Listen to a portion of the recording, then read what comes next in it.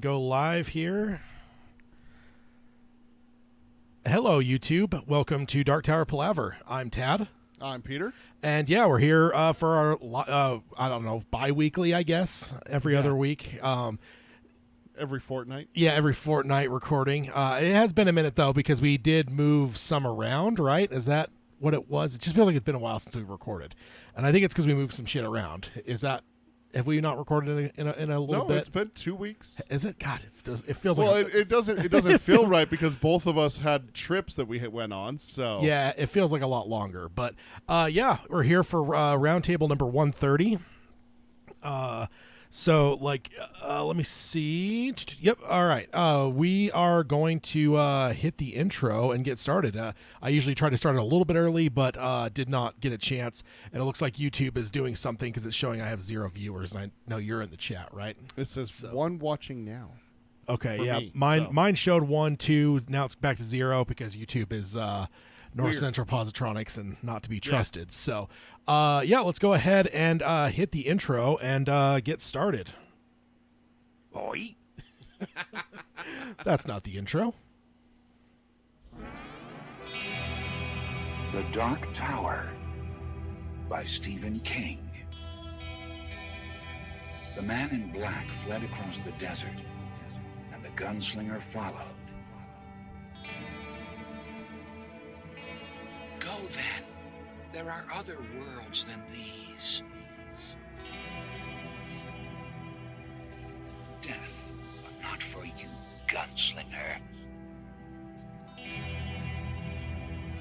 It's time we had our own palaver, I think, and it's going to take a while. And yet, dauntless, the slug horn to my lips I set, and blew. Child Roland to the Dark Tower came. We are Ka-Tet, one from many. Let the palaver begin.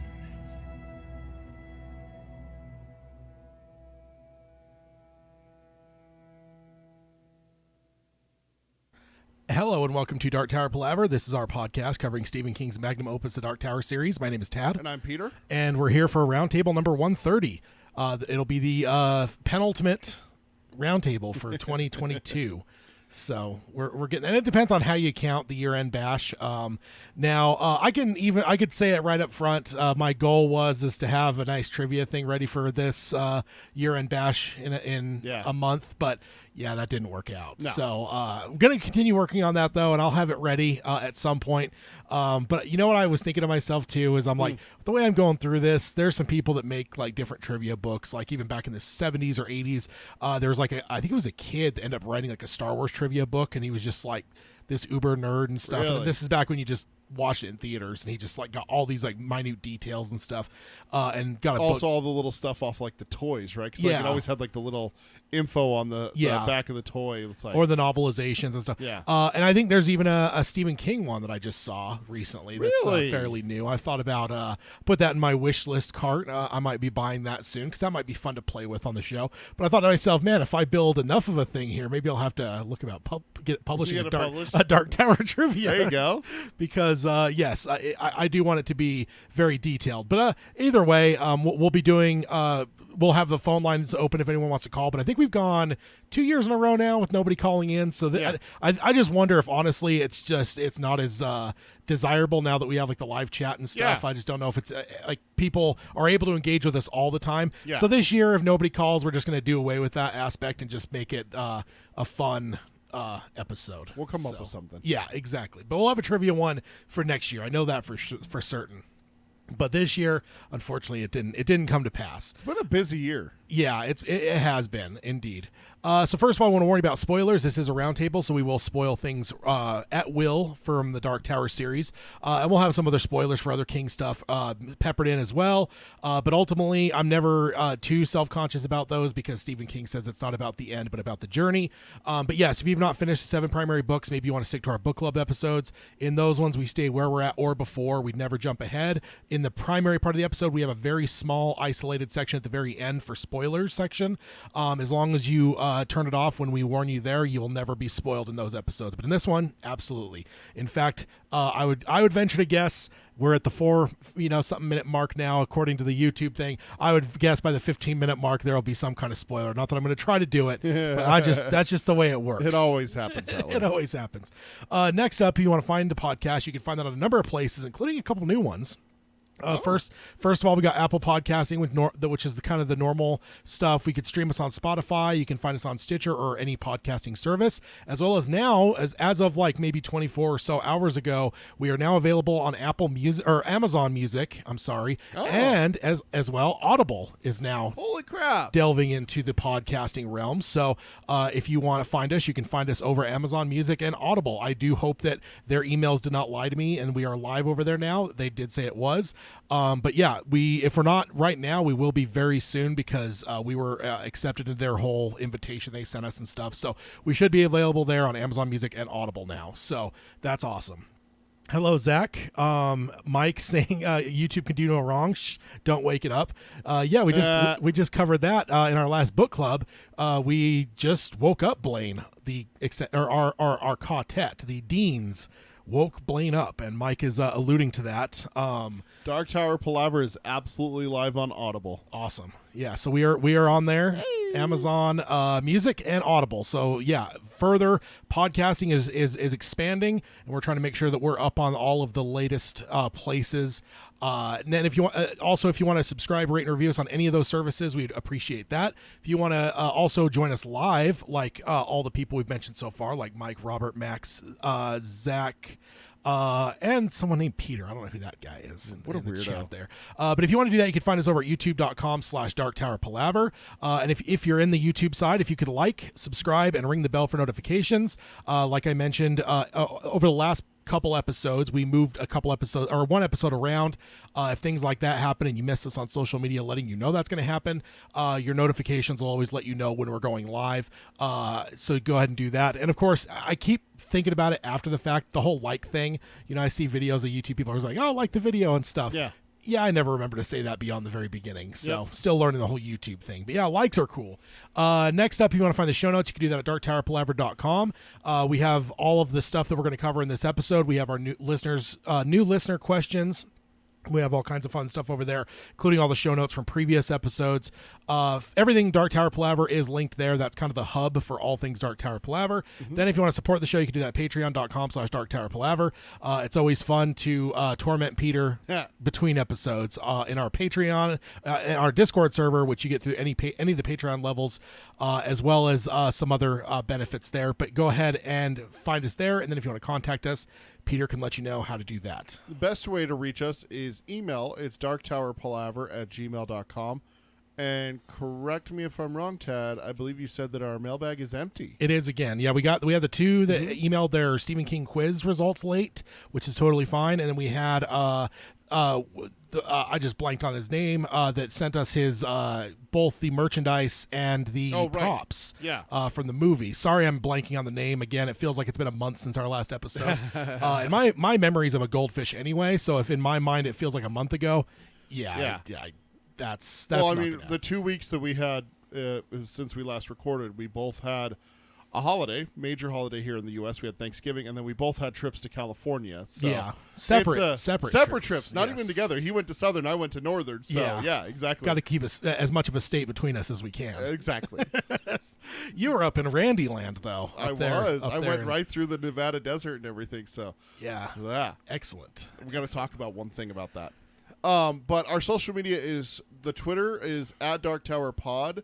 That's @DarkTowerPod. I see that Twitter is still, alive and well. Still active, yes. I was worried there for a little bit. But yeah, got a little hairy. Yeah, it's still going. Okay.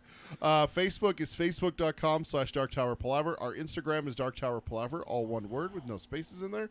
And then check out our merchandise. It's tpublic.com/user/DarkTowerPalaver. So you can pick up a wonderful #TadIsTerrible shirt. Slanderous. It's truth, not slander, sir. We've proven this. Or you can just get the regular Dark Tower Palaver logo like Tad's wearing there. Yes, indeed. And it is any number of different things. You don't have to just get a shirt. Tad's got a pillow around here somewhere. I had a sticker on my old water bottle before it died. You had to get a new one, yeah. I got a new one of that. I found out there was something else on there that I was going to buy, and Mugs, coffee mugs. coffee mug. That's Yeah, what it was. yeah. Yeah, because our the one you were just talking about, our listener that we can't, either one of us can remember his. I want to say Josh for some reason, but I know that's wrong. He got a travel mug. Oh right? no, that was Max. That was Max. Oh, that's right. And that Someone else. Yeah, and the other thing is behind the scenes is I have a Dark Tower Palaver mailbag, and with those is I delete the emails that I copy them over from the emails into that sheet, and then once I'm done reading them, I delete them so that I can kind of keep up on things. So I can't even refer back to that to remember the name of the person I'm forgetting. Sorry about that. I am my brain is melted a little bit. But yeah, and then calendar wise, the only other things to talk about, we have this episode. We have one in 2 weeks, which is Book Club, The Wastelands Part 21. We will be hanging out with Blaine a little bit more now that he's awake. And then we have the year-end bash, which I already mentioned. This is a 3-episode month, so be aware of all those dates coming up. But yeah, the other thing I wanted to talk about before we dive in too far is I've already teased this a little bit, but I've said that at some point I was going to start changing it around and doing things not chronologically, but kind of building the episode in whatever way. And that's mostly because we have a new show coming that'll probably be coming in the beginning of the new year. It seems like the best time to launch a new show. But with that, the only thing that's really going to change is our episodes will be a little bit tighter. And as part of that, I don't want to potentially leave the biggest story of the discussion till the very end because it broke late. Yeah. So we're changing it up. This will be the first episode. We changed that, not necessarily that we're restricted on time today, but I don't know. It just feels gotta get used to the new format. Yeah, so I built this show not chronologically, which is a new thing. Actually, let's start right off the top before we even dive into the news. Let's. I actually have I do have a slide for it as well. Let me go ahead and find it. Let's see. Yep, there we go. So if you want to submit your nominations for the 2023 March Madness tournament, where we will be crowning the best Dark Tower moment. Yep. We already have 27 unique nominations, 34 total sent in. So we don't have a lot yet. We've only had a few people submit, but some of them with longer lists, which is totally fine. But we have right now we have 27 unique, which is more than enough to fill the bracket. But we want to hear everyone's opinion, see how many of these have like multiple submissions and stuff, because that'll help us kind of bracket it out, like when we did like our most hated. Yep. I mean, honestly, that one I could have built myself, knowing who were the powerhouses. But this one, it'll be based on votes. Like if we got ones that get nominated way more, those ones we'll kind of put in a certain spot so that they maybe don't run into each other till closer to the end. Right. But if you want to submit those things to email. You can send them to us on social media or here in the chat. I am taking notes. Peter will take notes on that. But yeah, we have technically enough to fill up our bracket right now. But please get those. Keep voting, because that determines rankings for where they're at. So we want to see who makes the cut and elimination, exactly, because we're only doing top 16. Yeah. So if we have ones that have right now we're cutting votes, 11 of them will be cut out right now as we stand. So we need more to both tick up those counts for specific ones that are going to be more popular. Peter and I will also have to put our submissions in as well. Yeah. And then we've got to get that figured out. We have until we will announce on the 31st when we have our roundtable number 131 on our year-end bash. That it will be the deadline. Anything past that we won't accept, because at that point we will have that'll be the final list, and then I'll basically work down through January and February to get the bracket worked out. Yep. We'll unveil that in February, and then starting in March the votes will start. So looking forward to that. Mike says his email is coming by tomorrow night, so we got an email coming from Mike. Awesome. And then he also says, I would love to hear a list of the came close but didn't make it moments. Honorable mentions. Yeah. We should have some honorable mentions. I like that. And we'll definitely cover that as we get closer to the deadline of submissions. Maybe that's what we'll do is we'll in January when we unveil the bracket. We'll talk about the ones that were do the honorable mentions first. Yeah, exactly. So in memory of. I was thinking to myself as we were going into the intro there, we heard Oi chiming up. I think we've got some sort of bumbler infestation we need to deal with in this show. No. Bumbler noises are coming from all over the place. It used to just be very end of the episode, whatever. But now he's popping up all over the place. I think we gotta. You control that. We've got to eliminate the threat, sir. What threat? Stop it. I've seen boys attacked on bridges from Billy no. Bumblers. Slander. You want to talk about slander? That's slander. Oh, you know what we need to do is get a shirt that has a bridge on it. It says "Warning: Billy Bumbler Attack Zone" or something like that. Oh man, You're the worst. No, that's hilarious, sir. You know it. All right, so let's go ahead and jump in. The first one's a big one. Yeah, very unexpected, too. So the headline is The Haunting and Midnight Mass duo Mike Flanagan and Trevor Macy ink an overall TV deal with Amazon Studios. Whoa, Flanagan with Amazon? Yeah, so Flanagan is done with Netflix. Whoa. The Fall of the House of Usher will still be coming to Netflix because that was made by them. But future bound, everything Mike Flanagan will be on Amazon Prime. Whoa, that's crazy. Yeah, that's a big one. This is by Nelly Andriva from Deadline on December 1st, 2022. Wow. Yeah, big one. Big. That's blowing my mind because Flanagan and Netflix have been, what, 5-6 years now that they've been doing? I know at least 2018 is when The Haunting of Hill House came out. So well, he had Gerald's Game before that. I thought Gerald's Game was after. Was it after that? Gerald's game. Let's see what the year is. 2017. Okay, so maybe that was his first year with Netflix in 2017. Yeah. So that's a big one, and obviously there's some implications potentially involved here. But let's go ahead and get into the article here. It says exclusive: prolific genre creators Mike Flanagan and Trevor Macy, The Haunting of Hill House and Midnight Mass, have signed an exclusive multi-year overall series deal with Amazon Studios. Again, I'm going to point out some words there: exclusive multi-year overall series deal with Amazon Studios. Series. Yeah. Under the pact, the duo will develop and produce projects via their Intrepid Pictures company, which will exclusively stream on Amazon Prime in more than 240 countries and territories worldwide. So yes, there's some because there's some people sign deals with some of these places, and it's like a first look deal, meaning that like hey, you sign with Amazon as a first look thing, and you're Mike Flanagan, you go, I want to do the Dark Tower, and if Amazon decides we don't want to do the Dark Tower, which we know they've already made that decision once, he then has the freedom to then go shop that at other places. They just have the right of first refusal, basically. Yeah. This doesn't sound like it was what he's signing with them. It basically sounds like what he's signing here is like, if it gets made by Flanagan for television, it's going to be on Amazon Prime. Hi, Carol. Thanks for joining us. Oh, yeah. Hello, Carol. Max says, I just watched Hush the other night by him. Talking about Flanagan. Yeah. Great film. And in that, there's a character writing a book called Midnight Mass. Yeah, Midnight Mass is actually a little Easter egg that he had hidden in a number of things before. Okay. Something that, I know that I've heard of that one before, and I think there's some other ones that he's done where there's been some small allusions to Midnight Mass. So, that's kind of a fun little like THX 1138 with Lucas type thing with him that eventually obviously became its own series. So let's go ahead and read the rest of this before we start talking about the implications here.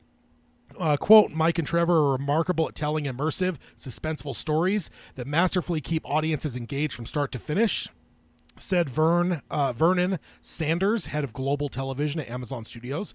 Quote, we're excited to welcome them to Amazon Studios and are looking forward to our global customers experiencing their genre-bending creativity. Also, I'll also mention it right now because he talks about being engaging from start to finish. I did rewatch Haunting of Hill House. I've been talking about it for months you did now. Get through it? Yeah, I started it on Thanksgiving, which that just feels like a right kind of thing. Maybe future bound, I'll just make Thanksgiving my day to restart a rewatch of Haunting of Hill House because, dude, it's so fucking brilliant. It is so goddamn good. Just make it a yearly thing. Yeah, I mean, it probably deserves that. And also, wouldn't it just be a good thing? Like to match my style, to buck the trend and say fuck Halloween, I'm starting on Thanksgiving. You always said spooky season is 365. It is indeed. Yeah, Carol, sorry, I did miss that. Carol asked if she missed a lot. No, Mike did point out we did announce that Dark Tower Palaver is now available on Amazon Music and Audible as a podcast, so that's cool. Also, I did notice on Audible, I just wanted to add it while we're talking about it, we have 0 reviews over there, so it'd be awesome if we got some. Oh yeah, we haven't even been on there for 24 hours yet. Like just barely. I saw the email yesterday sometime that said you're invited to submit your podcast to Amazon Music, and I'm like, oh, okay, Amazon Music. And then when I was reading the details, it says also Audible. I'm like, oh shit, you guys are doing podcasts there. Interesting. So I submitted, and I got the like a couple hours later, I got a thing. So yeah, I tried podcasting on Audible there for about a month, and I didn't like one thing about it is that it mixed up my audiobooks and my podcast together, and so I switched back to Google Podcasts, but then I realized that there's an actual tab for podcasts now that I'm not listening to any podcast anymore. So it's like, oh, of course, now I figure it out. Like, God, and see, I've actually just mostly converted almost all my podcasting over to Spotify. But I might have to see what Amazon's offering over there at Audible.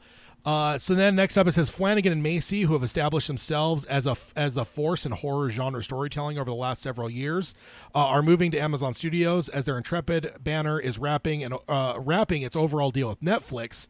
With a multi-year pact coming to an end, the duo met with studios and streamers, opting to go with Amazon as their next TV home. It makes sense because Amazon wants stuff. Yeah. Like, they want to build a streaming library and stuff like that. And they've tried. Yeah. The Wheel of Time, the Lord of the Rings and everything like that. The Rings of Power. And they passed on a couple things that obviously broke our hearts, and we're not going to talk about that. Oh, we'll talk about it here in a second. Oh, boy. But no, I think that the thing that's interesting. Oh, the other thing I want to interject that I didn't really put into anything here news-wise, but it did just happen. Netflix did just cancel Midnight Club as well. Oh, really? So Midnight Clubs only has one season. So kind of proves my point why I don't trust Netflix. That's why that's one of the things I've hoped that maybe Flanagan wouldn't start the Dark Tower because I thought that I actually didn't know what kind of exclusive he had with Netflix, but I didn't want him doing it with Netflix, to be honest, because I just don't trust them. Because yes, they did cancel that. So just fun little thing there. So then it says, quote, Amazon Studios, or Amazon is a studio that we have long admired, said Flanagan and Macy. Their commitment to engaging and groundbreaking series and content aligns with the ethos of what we have built at Intrepid. We're looking forward to working with the entire Amazon team as we bring our brand of genre productions to the service and audiences around the globe. I have to wonder, is Amazon Prime more widely found than Netflix, I wonder? Because when it talks about Amazon in more than 240 countries and territories worldwide, I know Netflix is all over the globe, but I just wonder, beat for beat, I wonder who has more exposure worldwide. And because I don't know, it just feels weird that it points that out. Then it says Intrepid produced The Haunting of Hill House in 2018 and The Haunting of Bly Manor in 2020, each created by Flanagan and produced in association with Paramount Television and Amblin Entertainment for Netflix. They are followed in 2021 by Flanagan's original series Midnight Mass, which received 3 Critical Choice Award nominations, a WGA Award nomination, which is a Writers Award. Most recently, Intrepid released The Midnight Club based on the works of Christopher Pike for Netflix. Coming up for the streamer is limited series The Fall of the House of Usher in 2023, based on the iconic works of Edgar Allan Poe. So that will be the last Flanagan thing for Netflix for the foreseeable future. So I mean, we can obviously talk about the implications here. Everyone. So what's your initial thoughts there on the thing Flanagan that I noticed, and Amazon? The thing I noticed the most is, like, read that headline again. It's the opening line. It's series. Yes, and I actually did. I didn't carry that over because also they obviously have a very big tool belt of movies they've done. That is not included under this deal. Mm-hmm. They have an Amazon deal for TV works. But if Flanagan, for instance, I know there's a movie he's working on in developing right now, Amazon has no say in that. Kind of the same way that I don't think Netflix had any say into his movies before. Sure. I mean, he made Gerald's Game for them, but like Hush or Oculus or I mean, those are obviously before the Netflix deal. But it's a two-part thing, and they're only paying him kind of like Netflix probably did. They're only paying for the TV side of things. Right. Movie-wise, if he wants to do something, he can go out and sign with Paramount or Universal or Netflix, even if he wanted to. So it's just interesting that they specifically put in series because we all want Flanagan to make a series. So what's your thoughts on that in terms of, because that's the big implications that I've been alluding to so far. The stars are aligning. Yeah, I mean, because everyone came at so far that I've seen on social media on across the internet so far, everyone's either super positive or super negative about it. Where it's like super negative in terms of like, oh fuck, well they've already said they're not interested in Dark Tower, so this kind of the Flanagan Dark Tower is dead, basically. And then the positive side is that, like, no, they this weren't interested, but there was very specific reasons why they weren't interested. One of the things is that, correct me if I'm wrong, but didn't an Amazon executive say that they weren't as interested because it was a prequel? I don't know. I don't know if that stuff usually comes out, but ultimately that's what it comes down to, though. I look at it. That was a theory that someone had. I look at it from a positive note, though.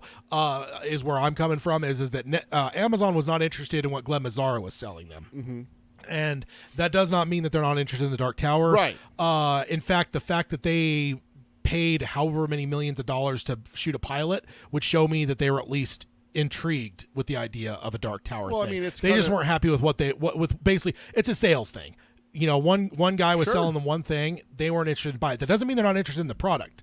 Let's go back to the 1950s when you have different vacuum salesmen going to try to sell, housewives vacuum cleaners. Like, just because she rejects one guy doesn't mean she doesn't want a vacuum cleaner at all. Just maybe means that she doesn't like that dude, or she didn't like the product that he was selling. Same kind of thing here. Flanagan is going to. We had that audio clip on our last roundtable where that got you all giddy. Where he was talking about what his vision would be as a Dark Tower, and he's like, it's just the books, like it's in order, and he did kind of like politely. Kind of, I don't want to even say take a shot. He politely kind of whatever about Mazzara's, because he's like, I'm going to start at the beginning, unlike other, attempts that have been made at this. So that's what I was remembering it was Flanagan that said that. Yeah. But see, that what I'm also thinking of is I'm thinking of like professional sports teams.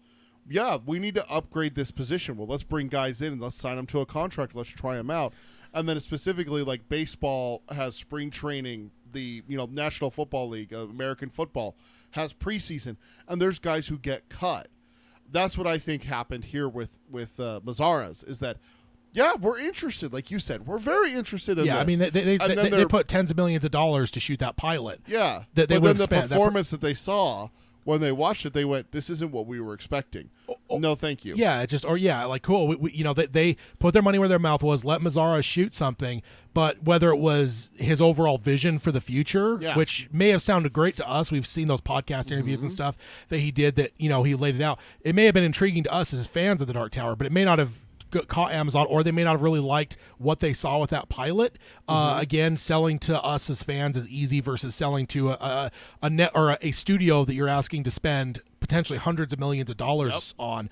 And that's nothing to and I'm not trying to say this to be negative about Mazzara at all, but ultimately, they just weren't, in my view, they weren't interested in Dark Tower from Glenn Mazzara.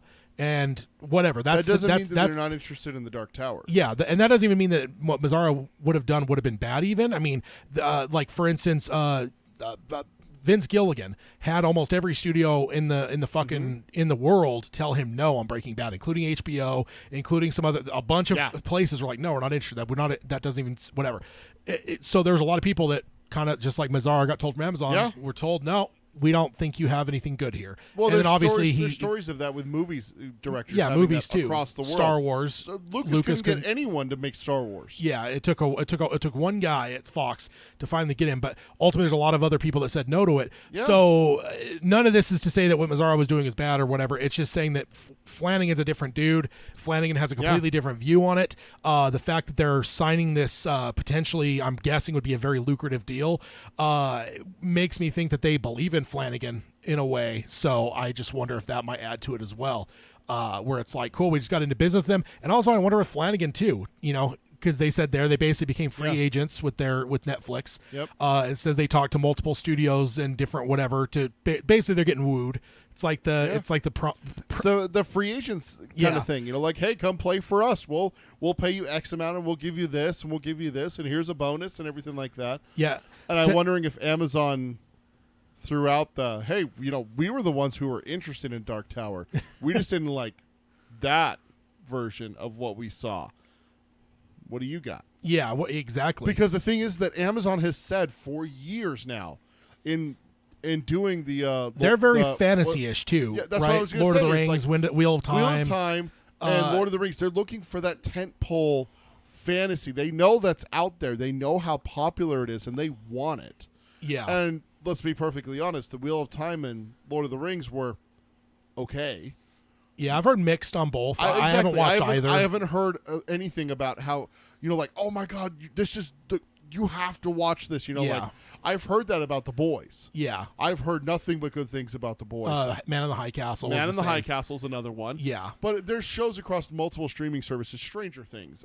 Yeah. There's certain ones you hear Game of just Thrones. nothing but good about. Yeah, right? you're just like, man, I've been hearing so many good things about this. Maybe I should give it a try. What was the one? Yellowstone. Yellowstone. You got yeah. me on that one. Yeah. And well, you and like the 8 other people at work who were like, "Oh my god, it's so good." And I watched Yeah. it. It is. It's phenomenal. Yeah. I'm begging my wife to watch it, but it makes me wonder if Amazon's looking at Flanagan. And I'm going to play devil's advocate here. I'm going to be kind of the negative Nelly here. What if they're Hey, looking? Nelly, I just watched Haunting a Hill House. Oh, right. My bad. Nell? Yeah. Bent What neck if they are lady? looking at Flanagan as a horror? And that is said. That is something. That is said quite a bit here. But honestly, They're like looking for his brand. Can you you know? not say that is his brand though? I mean, Yeah. I don't even think he has as much claim to say he's not horror like King does. Like, what has he made that isn't at least in some way horror? Like even movies, like Oculus, Hush, of all of his streaming stuff, like everything he does is Horror. and which all the power to This him. is why because we're calling him the master of horror right now in And that- streaming and. And I Is tweet. it, what's the right way to call it? Is it television and movies, or are we adding a third category? No, it's now? I mean, some people do. Like this says the duo met with studios and streamers, and some people hold that separately. But it's TV. To me, there's movies and there's TV. Yeah. Are you doing long form or short form? If it's short form, it's movies. If it's long form, it's television. I know that people aren't. We still say don't touch that dial for God's sake. When's the last time a TV's had a dial on it? Yeah. So I mean, our save icon is still a floppy disk after all. You know. Yeah. Have you ever seen those things where like it's like a teacher will bring a floppy disk to like a school class and they're like, oh cool, you 3D printed the save icon. I've heard the teachers say the kids said that. It's like, oh my god. I did one of those things with my daughter, who's 10 now. What is a fax machine? You know, those kinds of things. And, Yeah. oh my god, dude, it makes me feel so old when she's like, a fax machine is like a place to keep foxes or something like Yeah. that. Something like really cute and really like. But she's like, she had no concept of it's one way of sending a document from one place to another. Yeah. You know, like what? Yeah. You know, like it's unreal. Let's see, anything today we missed in the chat. And then Mike told Carol about the Amazon and Audible as well as get the emails in. I will say Carol has sent her email in. So of course she has. She's on the ball. Actually, I think it's her first email.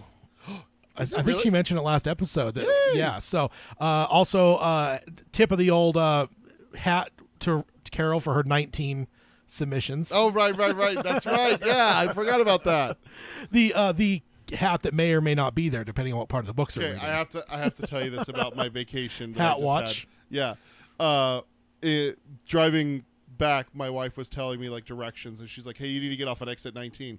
She's like, "I need to unplug your phone," which is what I was using for GPS. She's like, "Is that going to be okay? You're going to be able to remember that exit?" I'm like, 19? Yes, I will. She's like, "Right, it's something from the Dark Tower. You are going to be able to remember that. I should have known." And I was like, "Of course I will. It's 19." Yeah.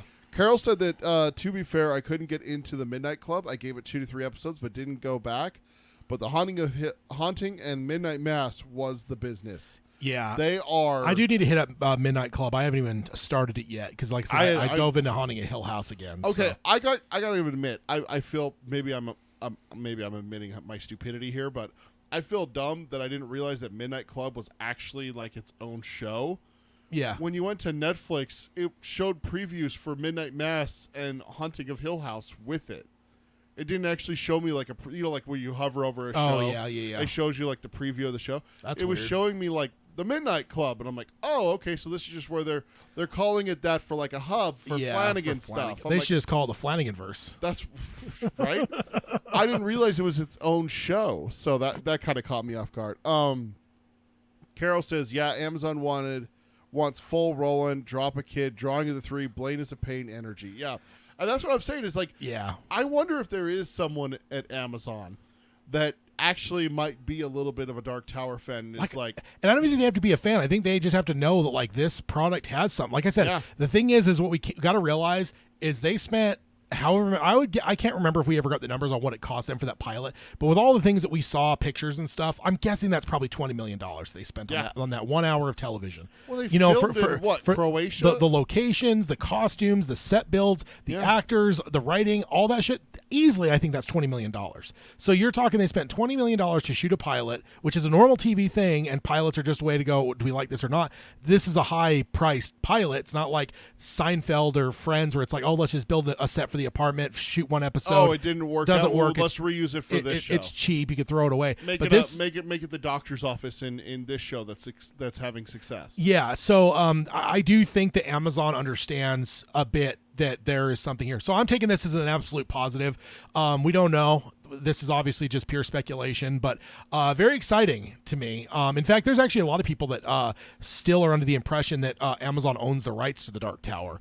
And I don't know if that's really the case. I know that they allowed Mazzara to go and take his version and shop at other places, which to me means that they're not super protective. Like, they're not like, hey, we don't want to do it, but we're not going to let the rights go, whatever. I don't know if there's actually rights that but if we want Flanagan's now, he is under a pretty ironclad commitment to them for the next foreseeable future. It doesn't say how long. It says multi-year overall deal, but I'd have to imagine it's at least 5 years or more. Probably closer to 8 would be my guess, just because a movie or a show is going to take you a year and a half. So, like, if you want a lot out of him, it may even be a decade. It could be an 8 to 10 year commitment that they're getting out of him here. But we don't know. His Netflix one was. It says it just ran out, and he was with Netflix back in 2017. Yeah. So 2016, so 5 years. 5-6 years. Yeah, it could be that. Yeah. But I just think that if they're locking him down after the success he's shown at Netflix, I'd have to imagine they'd want to lock him down as long as possible. But there is also a balance there because what they do is they lock him down for longer because they realize, oh, he's good. Yeah, he's really good. But then again, he on the other shave he might not accept a 10-year. It's probably like I'd say 5 to 8 would probably be a good. I wonder if he is accepting it, and part of it is the deal is you have to. You're gonna make X amount of horror stuff for us. Then we'll let you make the Dark Tower. Yeah, I mean, dude, and if that's the case, sign me up. I'll watch anything. I'm gonna watch everything that comes out on Amazon that has Flanagan's name attached to it. I'm gonna watch it like the second it drops. Yeah, and I'm gonna sit there and I'm gonna put a computer and I'm just gonna have it replay over and over. So his numbers just go, and they're just like, oh my god, they really like Flanagan shit. Maybe we need to have him make more. I mean, what do you got, Flanagan? Oh well, I got this one thing called the Dark Tower. Yeah, we heard about that. Go ahead, make it. I mean, do it. Honestly, as much as I like Flanagan stuff, I don't even know if I need a computer to repeat view stuff. You're just going to do it anyway. I might just watch it myself anyway. Okay, anything else I'm missing? That looks like there's a lot in the chat here. Max did say, I think there is enough horror elements in the tower for him to sell it to them. And then, I wonder if that's one of the things that kind of pushed them away from Mazzara's, is that there wouldn't have been horror in there's not horror and there's not fantasy when you look at book 4. Not in standard fantasy. Except for the pink, the glow, that? Yeah. Aside from that, there's really, dude, that's a straight up Western tale, That's a cowboy flick. Yeah, we know get the rich boys out of trouble, go send them over here. Oh, they found trouble over here that we didn't know was brewing. Oh, well, look at that, that kind of thing. That's a classic story, Yeah, which we know that, and also we know Westerns are not in vogue.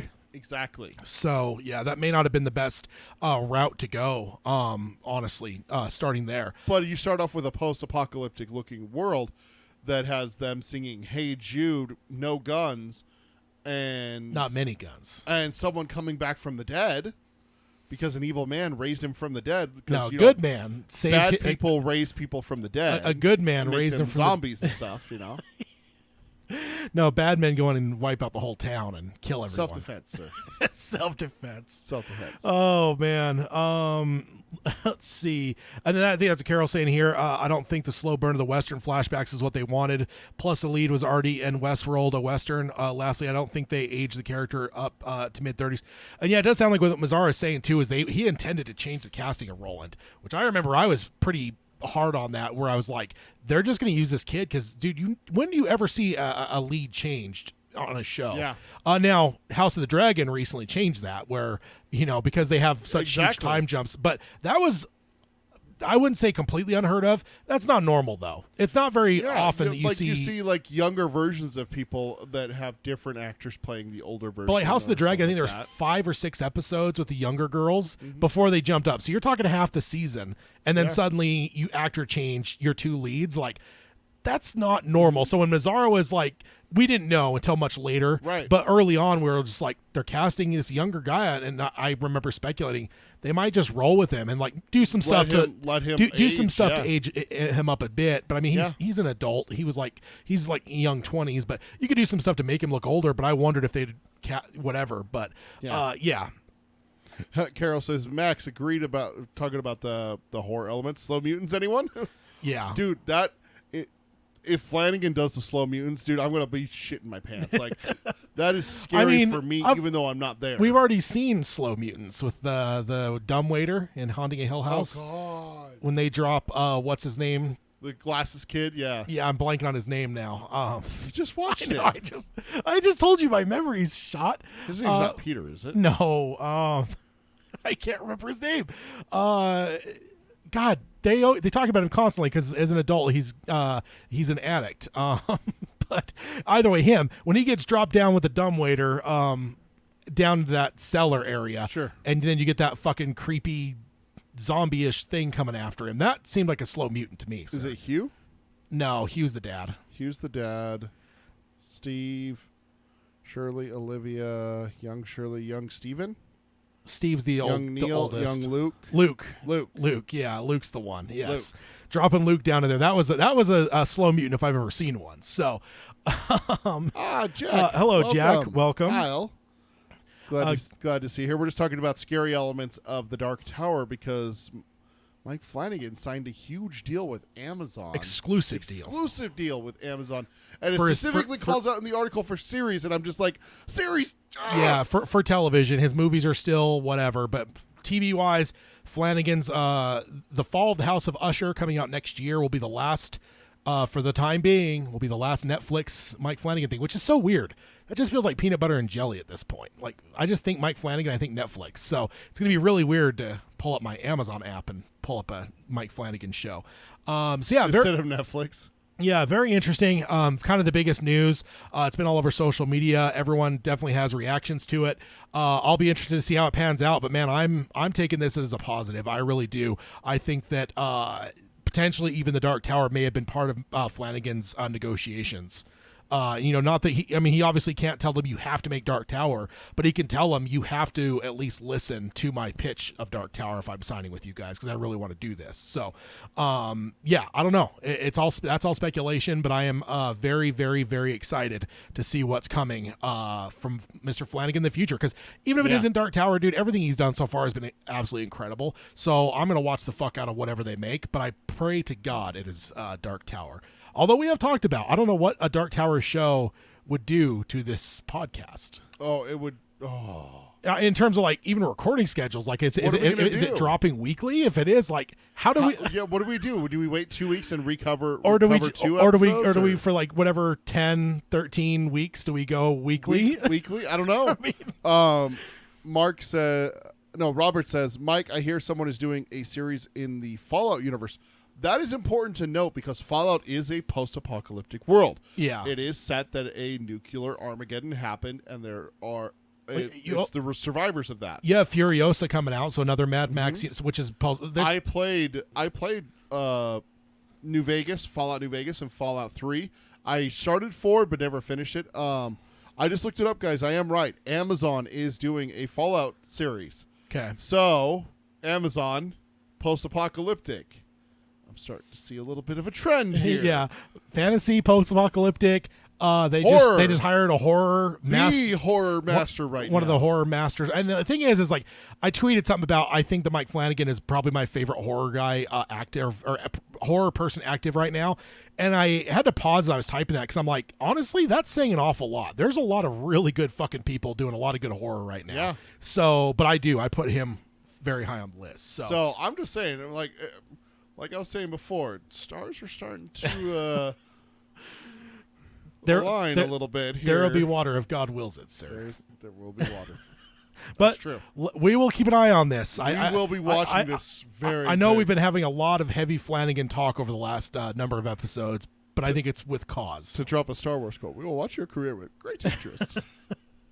Yeah, he's a good man, that Palpatine. No, bad guy. So this next one is also Mr. Oh yeah, and then Last of Us has HBO is doing The Last of Us. So there's a lot of that stuff. And I honestly think post-apocalyptic is like always a seller. Oh, I mean, like Walking Dead, yeah. Yeah, it's always been a big thing. So, but this next one is one that I think I'm slightly familiar with, but I don't know if we've had all the details of it. Okay. It's another Flanagan thing, and it's how Mike Flanagan convinced Stephen King to accept his Dr. Sleep changes.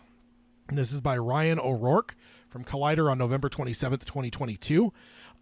So yeah, because I think we kind of talked about, Flanagan, like obviously kind of in that position where he tells King, like, right. I'll do what you want. If you don't want me to, whatever type thing. But I don't know if we ever heard all the details of it. But so let's dive in here. It says, when Mike Flanagan was tasked with adapting Dr. Sleep, however, he was once again came to King with some changes to his book and ultimately got to put his own spin on the author's work. Now, with the post on Tumblr, so part of the whole Twitter kind of crumbling around the edges a bit is a lot of people are trying to find alternates. Yeah. And one of the things that Mike Flanagan jumped into is Tumblr, which I have to look into more now because I want to follow his stuff. Because I will say I'm going to link his Tumblr in this Tumblr post that this article's pulling from, because basically somebody asked him to, hey, can you tell us about the making of Dr. Sleep? And dude, it is fucking long, and I haven't even had a chance to dive in. Long ass post. It's very detailed about the making of Dr. Sleep. Wow. There's a lot of cool pictures and stuff that I don't know if I've ever seen before. One of my favorites is him and somebody else, filmmaker wise, hugging the 217 woman or really? 237 woman, Mrs. Massey, Yeah. like the one and Like in full, yeah, yes. even if I was on set and I'm like the guy that's supposed to bring her the towel, I'd be like, Yeah. just throw it. As she just like comes out, yeah, give me a hug, Peter. And the thing is that she would know to do that too, because people can just sense when I'm uncomfortable. It's like obvious. So. Well, and honestly, of all the things of The Shining, that is the thing that of all the people I've met over the years that are absolutely fucking like scarred from that movie, it's that 237 scene. Yeah. So like I think people would just have this inherent, especially younger people that potentially grew up watching The Shining, they'd see that and it would just give them the fucking chills because they remember being terrified of that when they were 10. Oh yeah. But yeah, I'm going to link his Tumblr in the show notes as well. But it says the director explained how he got King to come around to his proposed changes despite his reluctance. It says Flanagan's Dark Tower. Whoa. Dr. Sleep. Not, I've been saying Flanagan's Dark Tower for months now. That's a Freudian slip right there. Uh, Tad wants it. Yes, I do. Flanagan's Dr. Sleep, I almost said it again, made some significant deviations from what King original novel did. For one, he wanted to directly tie his adaptation to Kubrick with the late director's family's blessing. Most notably, he wanted the Overlook Hotel to still be standing and play a critical role in the story of his adaptation. In preparing to create his adaptation, Flanagan knew he had to reach out to King about the details. The two had already built up a slight rapport through Flanagan's widely loved Gerald's Game adaptation, but he knew how touchy the author was regarding Kubrick. And he said, quote, the very last thing in the world I ever wanted was to upset him. In preparing to create his adaptation, Flanagan knew he had to reach out to King about the details. The two had... I guess I pasted that twice. Never mind. Let's see. Okay, yeah. I put together a proposal that outlined what I wanted to do, used Kubrick's visual language, and keep the Overlook standing as a setting for the final battle. The initial feedback we got from King was one word: no. Oof. So, not even elaborating. King just said no.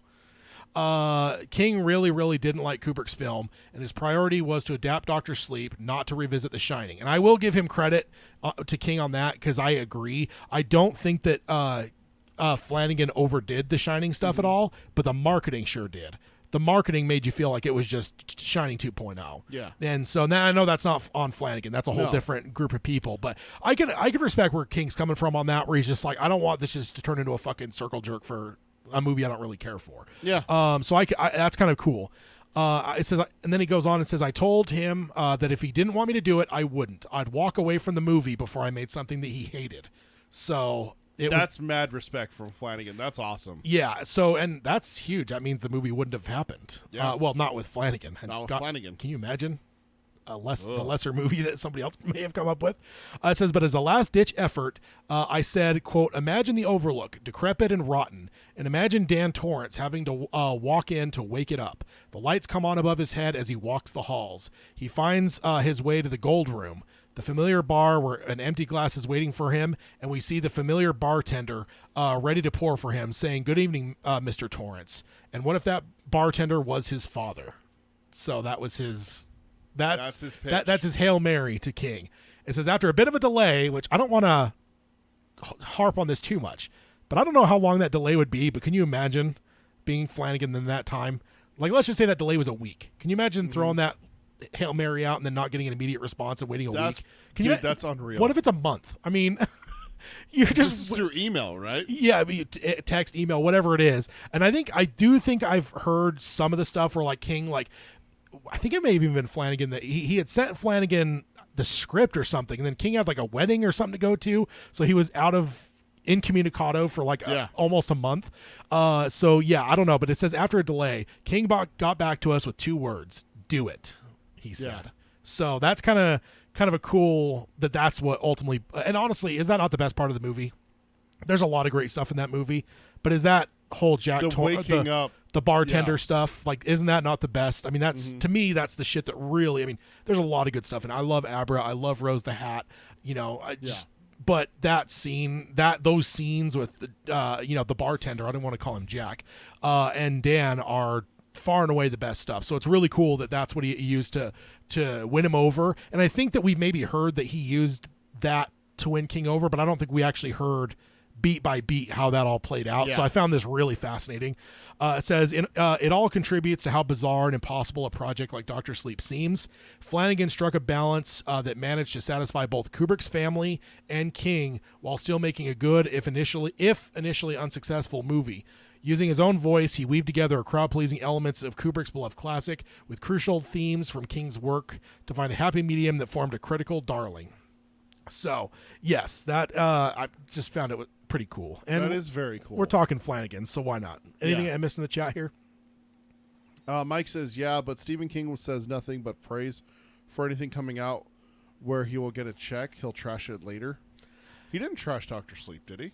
No, there are some though that I think King ultimately tries to play nice with people and like give them their due to like I'll say some nice things for you up front, and then down the road he'll be a little bit more serious. I don't think that's even necessarily as much about King getting paid as I just don't think he wants to like completely shit on and undercut something that's coming out that has his name attached to it. Well, and other artists too, right? That's I think true. As a creative, I think he's going to respect like how shitty that would be to just shit on someone's head like that when their movie's coming out. So I don't know. King's definitely has a very hit or miss when it comes to what he puts his name to, whatever, and not name to like that, but like when he gives reviews and stuff.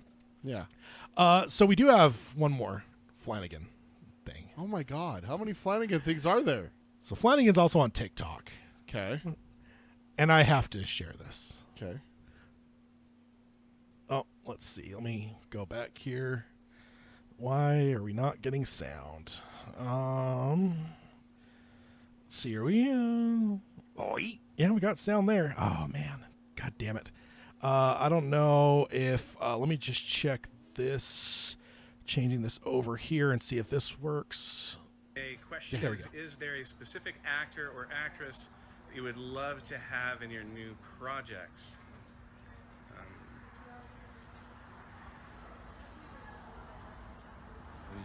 It's nothing.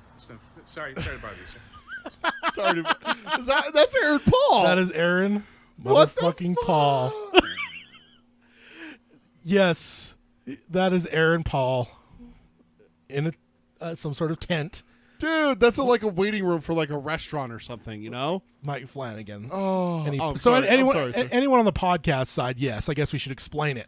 It's just him with like a selfie camera reading the questions that people are sending to him, and they asked if he wants any actors he wants in his future project, and pans over, and Aaron Paul's standing there on the phone and acts like they don't know each other. Yeah, what are you doing? Oh, nothing. Sorry, sir. Yeah, so throwing that out there as as a coup de grace to all this. again, one more star is starting to align. And Max, That's what Max said. Yeah, Max nailed it. Edward Cantor Dean right there. So, yeah, because, again, I've said it before. I know he's gotten a little older now since he wasn't Breaking Bad. I don't care. But is there anything in the story that actually necessitates Eddie to be fucking 22 years No. old? Nothing. Nothing at all. He's 23, by the way. I thought he was 22. 23. I thought he was 22. 23. We'll have to look that up. Anyone want to fact check us? here? I'll throw the challenge. You know, I actually at one point thought about taking a note thing and putting all their ages down because I feel like we keep slipping on people's ages a bit. But I mean, everyone except for Roland because we don't know his age. But Mike says give him a wig. I mean, that's the thing. Yeah, I don't think that there's anything that really necessitates him to be a certain age. And it's not like Aaron Paul is a guy that looks older. You know, he looks younger than he is, so he could pull off younger if he has to. So yeah, I'm very I was happy to see that. The second I saw it, I saved it because I'm like, I have to have this on the show because I need it to get that reaction out of you. That because that's the thing, Dude. he didn't say what project, he didn't say what character in what project, but you know, he gives us something and we're going to connect dots there. Dirty And, Mike says 23. Also, do you trust the Dark Tower wiki? I mean, they're usually not too bad. Eddie was originally a 23-year-old heroin addict from New York City in 1987. It's the very first line in his background. Okay. I don't know where I don't know. But yes, that is I think the last bit of Flanagan stuff for this episode. I don't trust you. Oh, isn't that fun though? No, it's not fun to not trust you. No, isn't it fun to this video? Oh, it's like there's supposed to be 40 stars aligned, and we got 20 of them right now. Yeah. Like, They're aligning. it's so close. Now this next one is a weird one because the date it shows shows July, but dude, this just came through on mine, and I checked some other Stephen King news places. They all have this in the last month or so, so I think these people are lying about the date they published this because there's no way this would have gone. Hey Bob, did you 6 publish months. that article? Yeah, I published it back in July. Well, we got no hits on it yet. Because I thought maybe this just slipped by me somehow or whatever. Because this is kind of a big one. We have a bit from Salem's Lot news. Oh. Alexander Ward is his name. Nabs a key role in New Line's Salem's Lot exclusive. And I will say I don't know who this website is a whole lot. I've never really heard them before. Oh, you know what? Actually, I don't think I've got the right information up there for the byline, unfortunately. I think I screwed that one up. Or no, actually, I'm correct. So yeah, they credit it to BSL. I don't know what the hell that means, but it's from One Take News. One Take News. Okay. Yeah, I don't know who they are. I've never heard of them before. I don't know how credible they are, but whatever. One Take News or BSL? One Take News. BSL is apparently their writer, is who they're crediting as their writer. So I don't know what that means. But they say this is July 21st, 2022. But again, I checked with a couple other places, Stephen King-wise, and no one has this reported before October something. So I don't think that date is accurate. But it says Salem's Lot has found its Kurt Barlow. Barlow, because that's one of the biggest roles we didn't know yet, and we were speculating that William Sadler might even be it, because I don't think we've been given a name for who William Sadler's playing, which is obviously the Stephen King legend. Sure. Through a number, he's in a lot of the Frank Darabont films. Sure. But it says multiple sources have confirmed to OTN that Alexander Ward has been cast in New Line's upcoming Salem's Lot remake as antagonist Kurt Barlow. For those who don't know, Kurt Barlow is the cause of many nightmares to children of the 70s and 80s, and that is very true. He is a vampire who purchases the haunted Marston house in Salem's Lot, Maine. Protagonist Ben Mears finds out the true nature of Barlow and attempts to stop him from infecting the rest of the town. I did find, as I was searching for pictures of him, I found a picture of him wearing vampire teeth, so I had to Looks put... like he's played vampires 3 or 4 times in his career so far. I'm looking at his IMDb, and here is 8 episodes in 2022. Vampire, The Masquerade, New York by Night. And then Vampire, The Masquerade, LA by Night, back in 2018 to 2021. 62 episodes. So, looks like he has some... and then down here, The Cabin House. He played a demon in 2019. So, it looks like he's... Escape the Night. He played Demon Dog, Mummy, and Devourer. In Annabelle Comes Home, he plays a demon. Yeah. So looks like he has some experience playing a creature of the night, if you will. Yeah. So Alexander Ward's name may not sound familiar, but you've probably seen him in films and television before. Yeah. Ward has appeared in hits like Teen Wolf, Sleepy Hollow, Annabelle Comes Home, Army of the Dead, and The Westworld. Not much is known about the movie, as no footage or stills have been publicly released. However, OTN can confirm that the film has been tested multiple times, and overall, the reactions have been mostly positive. So that's interesting to hear. So yeah, that's the big one. Wait, testing what? They don't even have Barlow yet. No, we just didn't know who it was. I mean, it's all filmed. It's done. Because it was supposed to release in September, right? Yeah, it's filming. They may have done some reshoots, but filming wise, it's all done. They just haven't revealed to us who was playing Barlow. Like I said, William Sadler was who we were all kind of assuming, Yeah. but no, it sounds like it is indeed Alexander Ward. Mike says the eyes on the pic on the right would pull it off. Yeah, he has bright blue eyes for audio listeners and vampire teeth. And to me, the one on the left actually shows more what I would want to see from Barlow, kind of that like sinister, dark. Suave. Yeah, and like because that's what vampires are, right? Dude, like, they're smooth. What's the difference between a vampire and a werewolf? Like one is like a bestial monster, the other one's like the one that's gonna like seduce you. Yeah, and, exactly. Seduce you. That's a great way of Yeah. putting it. Like Gary Oldman in Bram Stoker's. Yeah, exactly. When he's all pimped out with those really cool glasses. Yeah. So yeah, that's what we have for a big one there from Salem's Lot. The other thing, this is not from this article, but it was I was going to put it in the odds and ends, but I moved it up here. Also of note, since we're talking Salem's Lot, it's officially been rated by the MPAA. Oh. It will be rated R for bloody violence and language. Shit. So. Yeah, that sounds fun. I mean, bloody sounds about right. We would want bloody violence in a vampire movie, I would think. Vampire movie that has children dying. Oh. Uh-oh. Yeah. And, priests failing and getting cast off into... Well, dead parents lay at his feet and everything like Yeah. that. Yeah, so that's definitely Max good says stuff. he looks like a vampire 1%er in quotes, which is perfect for this role. Yeah, absolutely. He looks like the top echelon of vampires. And the thing is like I've actually been thinking about it recently because I think vampires so often or just anything art in general can reflect culture and society. Like he talks about 1%ers. Vampires often did play on that idea of like this like rich person that comes into the count a place and starts to like kill the poor and stuff like whatever. Would it not be if I were making a vampire movie, and I know Salem's Lot may not fit that, but if I were making a vampire movie today, dude, Elon Musk, Jeff Bezos, those are the guys that my vampire is gonna replicate.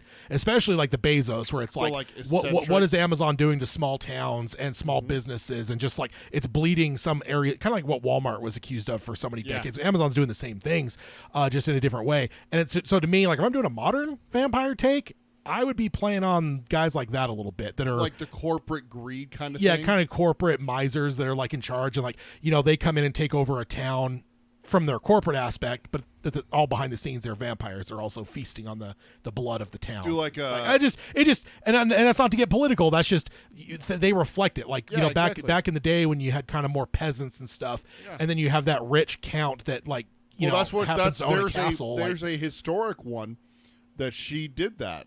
And the only reason she got stopped is because she ran out of peasants and she started doing nobles. Oh yeah. And then they're like, no, so they locked her up into a castle.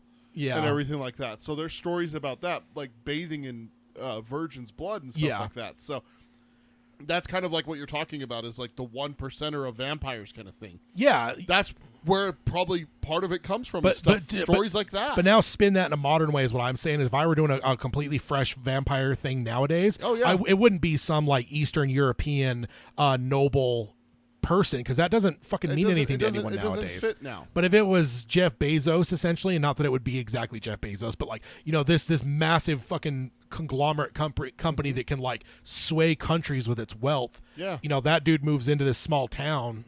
Like, oh my gosh, you're the guy that owns that. Yeah. You replace Amazon with Max says Superstore After Dark. Yeah. Oh, you're the guy who owns superstores? Yeah. Oh, look at wow, that's amazing that you chose our little tiny town of 6,000. Yeah. What's that? We're down to 4,000 after 2 weeks. What happened? Oh, you bought our blood bank? That's weird. That's kind of odd.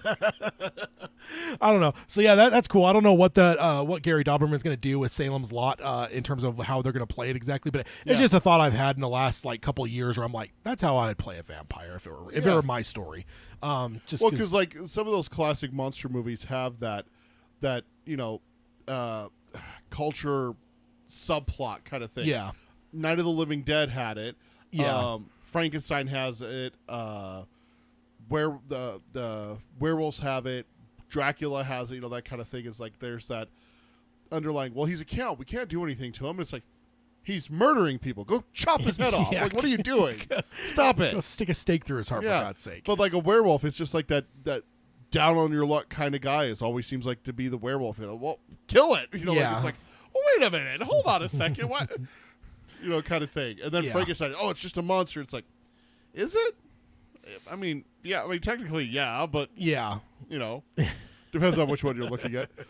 Bezos and Warren Buffett. Warren Buffett should be the henchman guy that eats bugs. Yeah.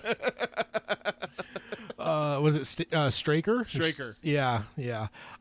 So that's fun. I can't wait to see Salem's Lot. Unfortunately, we still don't have a date. We don't know when it's coming out. Next year is all we've heard. Yeah, we don't know. We just don't know. But hopefully sooner than later.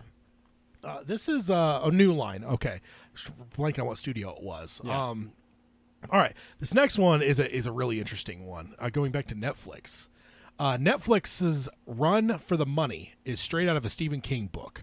And this is by Sam Hazen. This is The Long Walk. I can already tell you. Like, you'd think so. From Mashables on November 19th, 2022. It says, so it starts off here. It says, a group of contestants competing for money. Ominous hunters tasked with chasing them down. A cash prize that gets higher and higher the longer they evade capture. It says, when the trailer for the new Netflix's reality game show Run for the Money landed last month, it sounded fun and deeply stressful.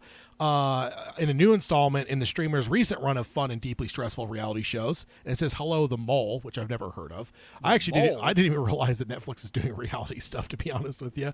But for Stephen King fans, it also sounded very familiar. And then Mike mentions in the chat there, The Running Man meets The Long Walk. It does very much sounds like The Running Man. The concept is simple. 29 celebrities are released into a large contained area somewhere in Japan, essentially a small town, and given a head start before the group of hunters are released. These silent stalkers all wear sunglasses, suits, and face masks, and are tasked solely with chasing down and catching each of the contestants. If a contestant is tagged, they're out of the game. Have you read Running Man? Yeah. No. You've probably just seen the stupid I Arnold. watched the Arnold movie. Yeah. While the contestants are hiding, a countdown timer in the bottom right corner of the screen is ticking towards 0. And with each second that passes, the money they stand to win if they survive the game increases. Written under the pseudo, and so that's the outline of this game, Run for the Money. Let's see, and then Mike also says the mole was good in the beginning. What do you see? What the mole was? Is that the mole? Is an old. Here's what I got. Okay. The Mole is an American reality game show that originally aired on ABC from 2001 to 2008 before being rebooted on Netflix in 2022. Series. Contestants are typically met for the first time at or shortly before the start of filming, just before the first task. They are given a duffel bag with the show's thumbprint logo and their names on them in which to keep their belongings. Each contestant is also given a numbered journal. This is the only method for which contestants are permitted to record information throughout about the other contestants. And I guess there is a mole. It's not really interesting. So then, I missed the part where it explains what the series is about. The series is really a reality competition in which the contestants work as a group to add money to a pot that only one of them will eventually win. Among the contestants is one person who has secretly been designated the Mole. Okay. By the producers. So it's just mafia and is tasked with sabotaging the group's money-making efforts. At the end of each episode, the contestants who know the least about the Mole, as determined the result of the multiple-choice quiz, is eliminated from the game. The last contestant standing wins the game and all of the money in the pot. So it's just mafia. Yeah, mafia, werewolf. The party game. Or what's the video game version? That with the little... Among Us. Yeah, with the little fucking marshmallow-looking people. I gotta tell my daughter you said that. That's what they are. She loves that game. It's just like when I was getting all popular and there was all the memes and shit, I looked into it. I'm like, dude, this is just Mafia as a video game, which is fine because that's a fun game. Yeah. But there's just something about the reality of playing that in person and looking people in the eyes and seeing who's who. Dude, they're making Among Us in VR. Yeah. That's awesome. So now to The Running Man. Written under the pseudonym Richard Bachman, Stephen King's 1982 novella The Running Man tells a dystopian story of a man who enters a reality TV game show in order to win money for his family. Mm-hmm. And then this is actually an excerpt straight from the book. Quote, "The rules are simplicity themselves," describes a character early in the book. Quote, "You or your surviving family will win $100 new for each hour you remain free. We stake you $4,800 running money on the assumption that you'll be able to outfox the hunters for 48 hours. The unspent balance, refundable, of course. If you fall before the 48 hours are up, you give, it's refunded if you don't get it. You're given get caught within 48 hours. You're given a 12-hour head start. If you last 30 days, you win the grand prize, $1 billion new. So essentially it's a game show where you have to evade hunters in order to win prize money, and the longer that you're on the run, the more money goes up. Does that sound familiar? So yes, this very much sounds like The Running Man. Yeah. In fairness, the Run for the Money isn't exactly the same format as The Running Man. The former involves a large number of contestants in a contained place, for one, while the latter involves two contestants roaming anywhere in the world they want to. Run for the Money also mix up its concepts now and again, introducing missions in which contestants can add to the prize pool by taking additional risks. It does also allow players to snitch on each other's location, though, which is something that the civilians are able to do in The Running Man. So people that aren't involved in the game can snitch on you in the Running Man. He's over there. Yeah. Now, what about the risks? Would you do that? You're playing this game, and it's like you go to the town center and ring this bell, and you'll get like a $10,000 added to your thing while you're trying to hide. Because I feel like that's like the height of stress right there, where you're like, you're balancing like the money gain versus like the risk you're putting yourself in. I don't know. I mean, it depends on how fast am I? Am I this fast? Then hell no. I'm going to go hide in a fucking tree or somewhere where they're not going to look for this guy. Oh, man. This is, it's also worth noting that the Run for the Money, which itself is a reboot of a 2004 series of the same name, isn't the only show to follow a similar format. British reality series Hunted, which launched in 2015, saw contestants trying to evade a team of hunters made up of intelligent personnel and police. Good Lord. God damn. Those Brits, they're nuts. Everyone else is just like, oh, whatever, we'll do this. And they're like, no, we're going to hire X freaking MI5 and cops. They give Americans crap for our reality shows, but my gosh. Because what chance do you have? You got a former intelligence agent and police looking for you. Dude, you're done, dude. You have no chance. You find out someone's able to evade him, and they're like, we need to investigate. We need to watch that guy. And it says, and for that show, it was for a period of 25 days. It's 30 days in The Running Man for their share of cash prizes. Maybe if you combine these two reality shows, you'd end up with a game that's even closer to King's early 1980s nightmare. So just that's interesting, bizarre as hell that people. The fact that it's also reality, like it's literally The Running Man. So Mr. Edgar Wright, if he's still doing his Running Man adaptation, which I hope he is, because I love Edgar Wright. He's got some real inspiration stuff going. I wonder if this will be a hit on Netflix. Like I said, I didn't know Netflix is doing reality stuff. That's kind of they new. have been for a few years. It's kind of new. They did their own, American Ninja Warrior. Mm-hmm. They did their own version of that. Interesting. They made their own. Oh, okay. It's called Beast Wars, I think is what it's called. That's a Transformer, sir. No, I think that's literally what they called it, though. It's like. Yeah. Very interesting, though. I definitely got Matrix vibes from the picture here with these dudes with their glasses and the suits and stuff. It just felt like the Matrix to me, which is scary in of itself as well. Ultimate Beastmaster is what it was called. I apologize. Okay. Yeah, see, I told you it was Transformers you're thinking of there.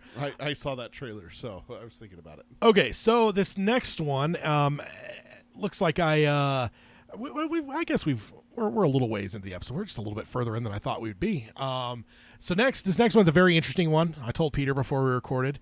We've never before done a multi-part dive into an article. But this article is huge. Robust. It's quite big, and there was just no way. Like, honestly, if we just did just this, I feel like it would fill up almost a 3-hour show. yeah, it's just in depth as all hell. So we're just going to take it in pieces. So we're only going to do part of it this episode, and then we will come back to it in the future for further installments. But I'm so intrigued because, guys, he hasn't told me what this is about. So he just says there's this article that's too big to cover in one episode. Yes, and it's because not too long ago, like maybe a week or so ago, we hit the 15-year anniversary of everyone's favorite, The Mist. Oh. The Mist had its 15-year anniversary, and this article is called The Mist at 15, An Oral History of Frank Darabont's Gut-Wrenching Stephen King Adaptation. This is by Eric Vespi from Slash Film on November 23rd, 2022. And like I said, I was shocked by how long this was. So I was just like, with the rest of the stuff we had going, I was like, there's no way. So, like, literally, Sure. I just got the first portion, got some excerpts. Because at first I was just like, I'm going to really excerpt the fuck out of this. But there was just so much good. And even still, from what I'm grabbing here, there's still a hell of a lot more. So I'm going to recommend everyone spend some time and go read this because it is fucking fascinating. And even the shit I'm pulling, there's a lot of stuff I'm leaving on the cutting room floor for on our podcast side. Carol says #Tat is a tease. Yeah, no, it's just we've never had this happen before. We've never covered where an article was so long.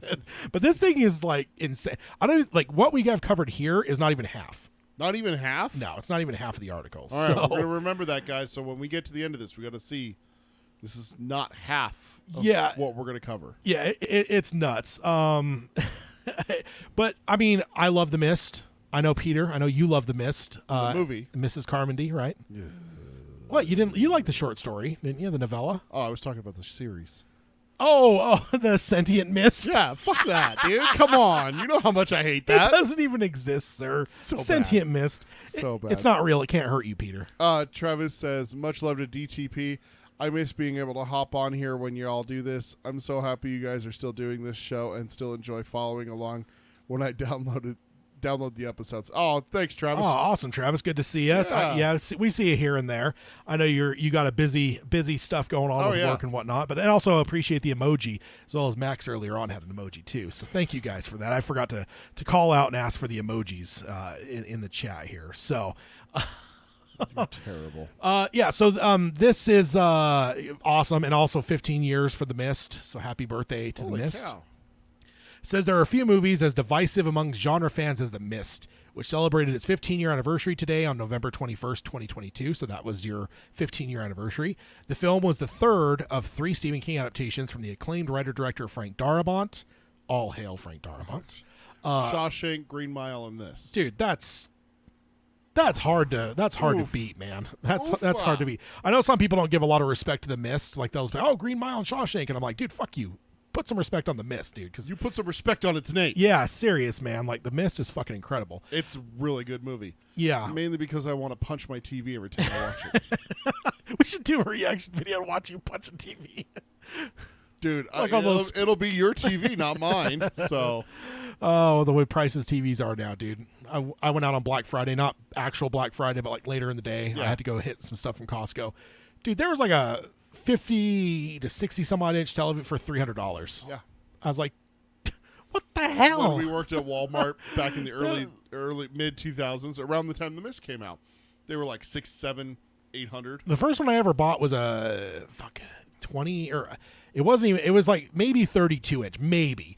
And I think I spent like over $1,000 on that thing because that was the early days of flat panels. So I was an early adapter, but yeah, just the prices now are incredibly low. It says it's a massive departure from his classical, more serious stories like The Shawshank and The Green Mile. Yep. Very true. Yep. And then it says, I was lucky enough to have spent a week on set back in 2007 and saw firsthand the creativity, innovation, and care that went into this production.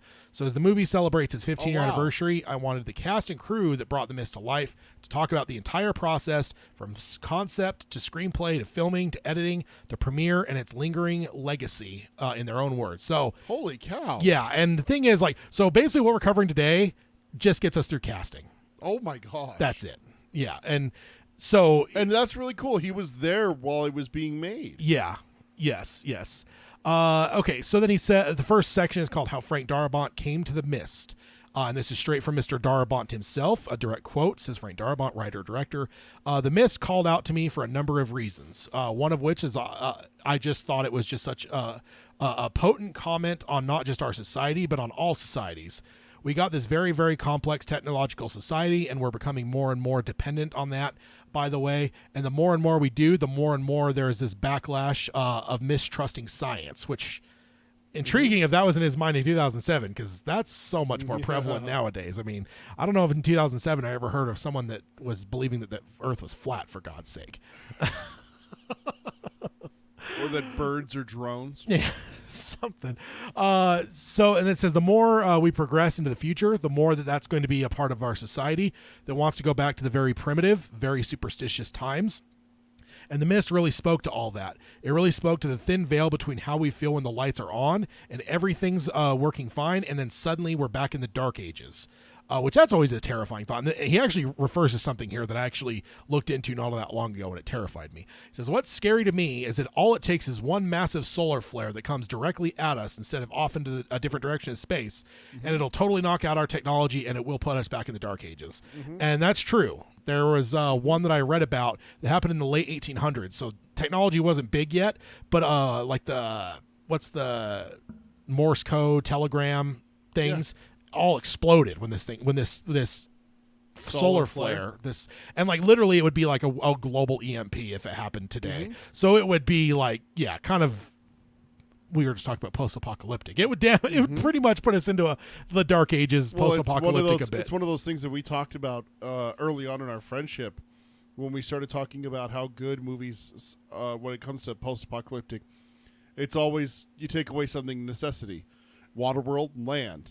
Well, that wasn't a good movie, but post-apocalyptic is always you remove one thing. Yeah, land. I just spaced on the name of the movie. Mad Max. No, Clive Owen, where no more babies are being born. Children of Men. Children of Men. Thank you. Mad Max. Gas. Book of Eli had a nuclear Armageddon. No literature. So it's just interesting that, like, that's never been done. What if a solar flare just came and just knocked out everything? And the thing is when I was reading about it, there was scientists that were looking at that one in the 1800s, and they're speculating on what that would do today. And I think they said something like globally it would probably end up costing a couple $1 trillion in the first year and a half after that level of solar flare hit in the modern day. And they said it would basically be the most expensive natural disaster in human history. Yeah. And they said that most likely they would not be able to get the lights back on for 3 to 5 years with the damage it would do to the globe. Lord. So it's like, can you imagine no power for 3 to 5 years? You and I talked about this probably a decade or so ago, because we were debating on EMP. Like, if an EMP was just a thing, would you count that as a weapon of mass destruction? Because a weapon of mass destruction, generally speaking, is defined as it has to take life and destroy property. And it's like, destroy property, EMP's got it. But we were debating on would an EMP take enough lives, and when we talked about hospitals and like pacemakers and all those things, like, yes, it would kill a lot of people immediately, and then over the course of time, it would kill a lot of more people as people just couldn't handle. I know this is getting into a huge tangent zone, but like... tangents are our speciality. But Carol says, didn't the solar flare knock out all of the lights in New York City in the last 10 to 20 years? I'm not sure, but that it very well could have been. And I just Googled it because I found that very interesting, and it says solar storm hits Earth, brings northern lights to New York. Okay. So a massive solar flare or coronal mass ejection was spotted on the sun Saturday, October 9th. This again back in 2021. It looks like it just ended up causing the northern lights to be visible from okay, but it didn't knock power New out. York. It doesn't say anything about. There's a level that it'll start to knock out power. Yeah. Mike says the telegraph, early AT&T. Yeah. Just interesting stuff and terrifying. There's a name for that one in the late 1800s, and yeah, it's very interesting to see because I think that like the other thing is that it caused so much light that like birds started singing. It was the middle of the night. Places when it was the middle of the night, birds started chirping, and people got up and started to get ready for work because it's like, oh, the sun is out. Yeah. The sun's coming up. And no, it wasn't. It was a solar flare lighting up the darkness, which is insane. So that's all a tangent. But it says, if going back to Mr. Darabont here, says, if that happens, we're not going to behave like or we're not going to be having a conversation like this on the internet. We're going to be out there shooting deer for our dinner and trying to grow turnips in the backyard. So, yeah, that would radically transform society. He says the whole theme of the movie is in the early scene where Tom says, when the machines are running and everything's fine, okay? So I remember that line early on when they're talking about, people are reasonable when the power's on. Yeah. Like, so that's what he's saying is that's ultimately the theme of the entire movie is that one line. He And says, we see that later on in the film with the climax is that Yeah. It says, although... blood sacrifice. Yeah. God. What is it? Propitiation, or what's some of the words she throws out there? I have no idea. It says, although even that's getting a bit sketchy these days, but turn off the lights and no lights, no machines, no rules. You'll see how savage people can get, and it really struck true to me. I love when the unpretentious genre movies will actually present a significant theme like that. It's like donuts and candy that are actually very nutritious meal, and I love it when that happens. So that's kind of cool too. Because I mean, sometimes horror is, and I don't even like the way he worded that a little bit because I think there's always a disrespect to horror, and like to me, I think horror usually has more reflective on society than most other genres. Yeah, it's just under the surface, right? Like the racism in Night of the Living Dead or whatever. We just talked about the stuff with the werewolf and the vampire. And stuff all like that. Yeah, Absolutely. Exactly. Yeah. So I mean, whatever. It's Darabont, so I'll grant him whatever he wants there. But I disagree with him a bit that I don't know that horror is a lighter genre. I don't think it is.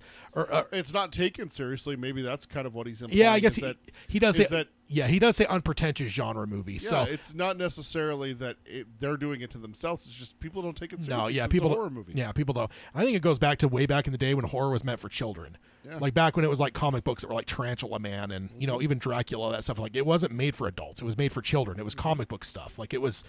It wasn't until the 60s that we started seeing some real horror that films. started to aim more at adults, like 50s Hitchcock, and 60s. Yeah, where it started to be more like, oh shit, this isn't for Timmy to go, to the cinema for a nickel for all day anymore. Like, no, now it's for mom and dad to go watch. Yeah, you don't go see what's her name in the shower. Janet Leigh. Yeah, Janet Leigh in the shower. No. I'm sure there's a lot of young boys that would like to go see that in 1960. They probably did. And it was, and then going on here, he says, and it was actually a lot of money for me at the time. I'm sorry. So now he's starting to talk about, because actually Darabont was the origination of the Dollar Babies.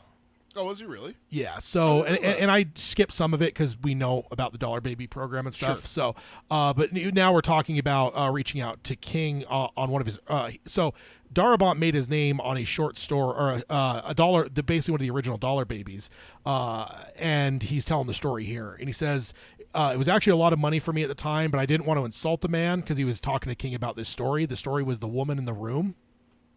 And he was reaching out to King, and he's like, I'm not trying to make this to like make money and like send it to theaters and stuff. I'm just a filmmaker type thing trying to make my name. And he eventually did kind of make his whole career off of this movie to start with. But I didn't want to assault the man, so I offered him $5,000 for The Woman in the Room. If I had offered him $2, I'm sure he would have said yes anyway.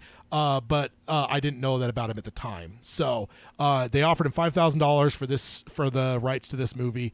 And then he says, years later, when I actually had a pretty thriving career, I get something in the mail from him, and I open it, and it's that check for $5,000. He never cashed it. I never realized he didn't cash it, and he had it framed, and he signed it and said, quote, just in case you ever need bail money. So I love King's sense of humor. Yeah, and he says, I just thought, that was such a great example of the man's generosity and his heart. I can't say enough about him. So that's pretty cool. But yeah, basically that was kind of the inspiration that then led King to start the Dollar Babies program back in the day when with this whole Darabont thing. So yeah, Darabont in a lot of ways, even though he paid $5,000, not that he even paid that, right? Because He King never cashed. Yeah, never cashed the check. So, but yeah, so Darabont, that was his break into the movie business as well as the first dollar baby.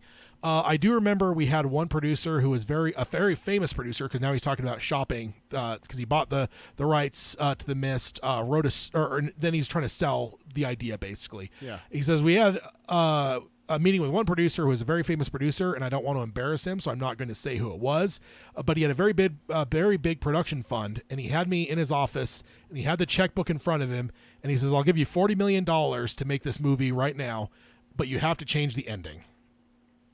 Really? So, guy's got a checkbook. Got to change the ending. I'll give you $40 million for this movie. Frank said no. It says, and I said, what would you like the ending to be? I've been thinking about this movie for 20 years, and there's only one ending that I've ever had for the thing. So he suggests a happier ending that works. I'll consider it because that's a pretty generous budget, is what Frank responds. And he says, or then the producer says, well, that's for you to figure out. And then I said, I'm sorry, sir, but again, I'll think about it overnight, but I'm telling you, I've been thinking about this for a long time, and I want that gut punch, that kick in the balls that you got from the same way you got from the ending of The Night of the Living Dead, where the hero is accidentally shot. They think that he's a zombie, so they kill him. I'm still reeling from that ending from when I was a teenager, which that's an interesting thing, that The Mist's inspiration is comes back to Night of the Living Dead, which that's awesome because that's one of my other favorite movies. Carol says, I would definitely know if $5,000 was or was not cashed out of my account. It must be nice. Yeah. Mike says same, Carol, or he needs to fire his accountant. I actually thought the same thing, but I think what it probably was is there was probably some sort of like trust put together for their film. They were, it's probably not directly from Frank's actual personal account. Not his private account, exactly. So, but still, because I had the same thought. If I'm watching accounts, I would notice a $5,000 difference. That's. Yeah. But then again, we're not talking about, savings like for us and our fans and stuff like that, like our savings. We're talking about film budget. Yeah, savings. we're talking, well, hell, he was just offered $40 million.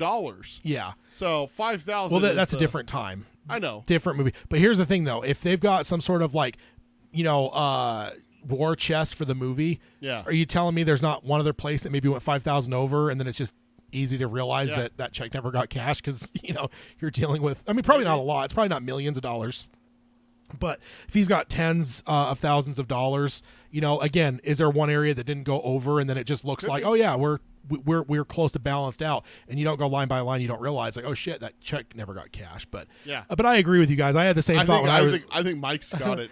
There's got to be an accountant in there somewhere that should have, hey, wait a minute. But this is also independent film, so maybe not. Maybe it's just like here's the fucking money, and at the very end, it's like, oh my god, we're like it's almost we're 5,000 positive. Oh, thank God. Yeah. Let's see. So then he says, I sent the script to Steve King, and I said, listen, here's the script. It takes a bit of a left turn at the end, which that's one way of saying it. That's a hell of a left turn. It's inspired actually by a line from his book. Quote, but it's not the ending it's not the ending that you wrote, Steve.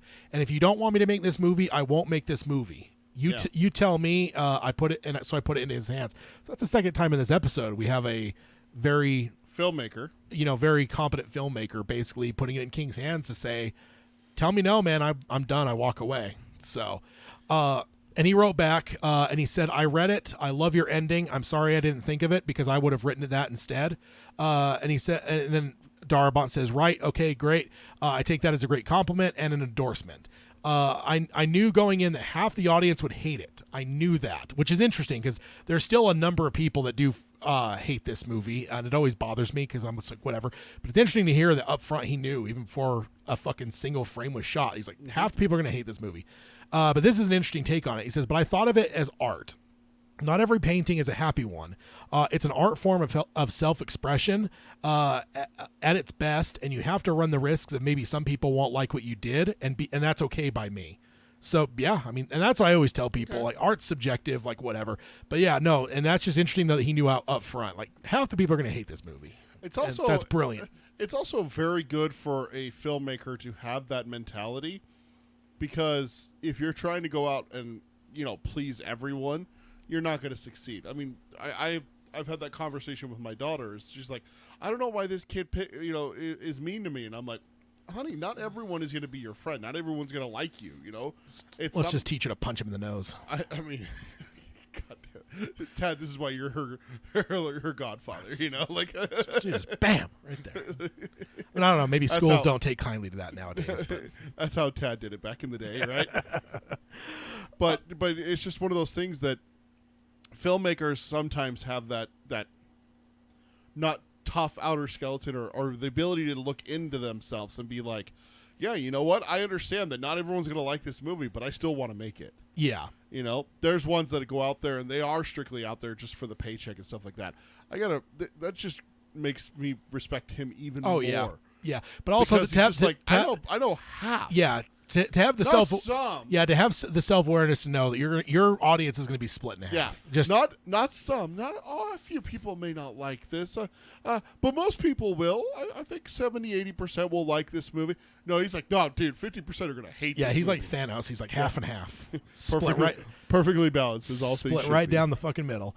Hello, Spencer. Welcome. Thanks for joining us. Spencer just popped in here and says, so anyway, I walked away from the $40 million budget. And the only person who stepped up that had the cojones to greenlight it was Bob Weinstein. So, yes, that is Harvey Weinstein's brother and partner.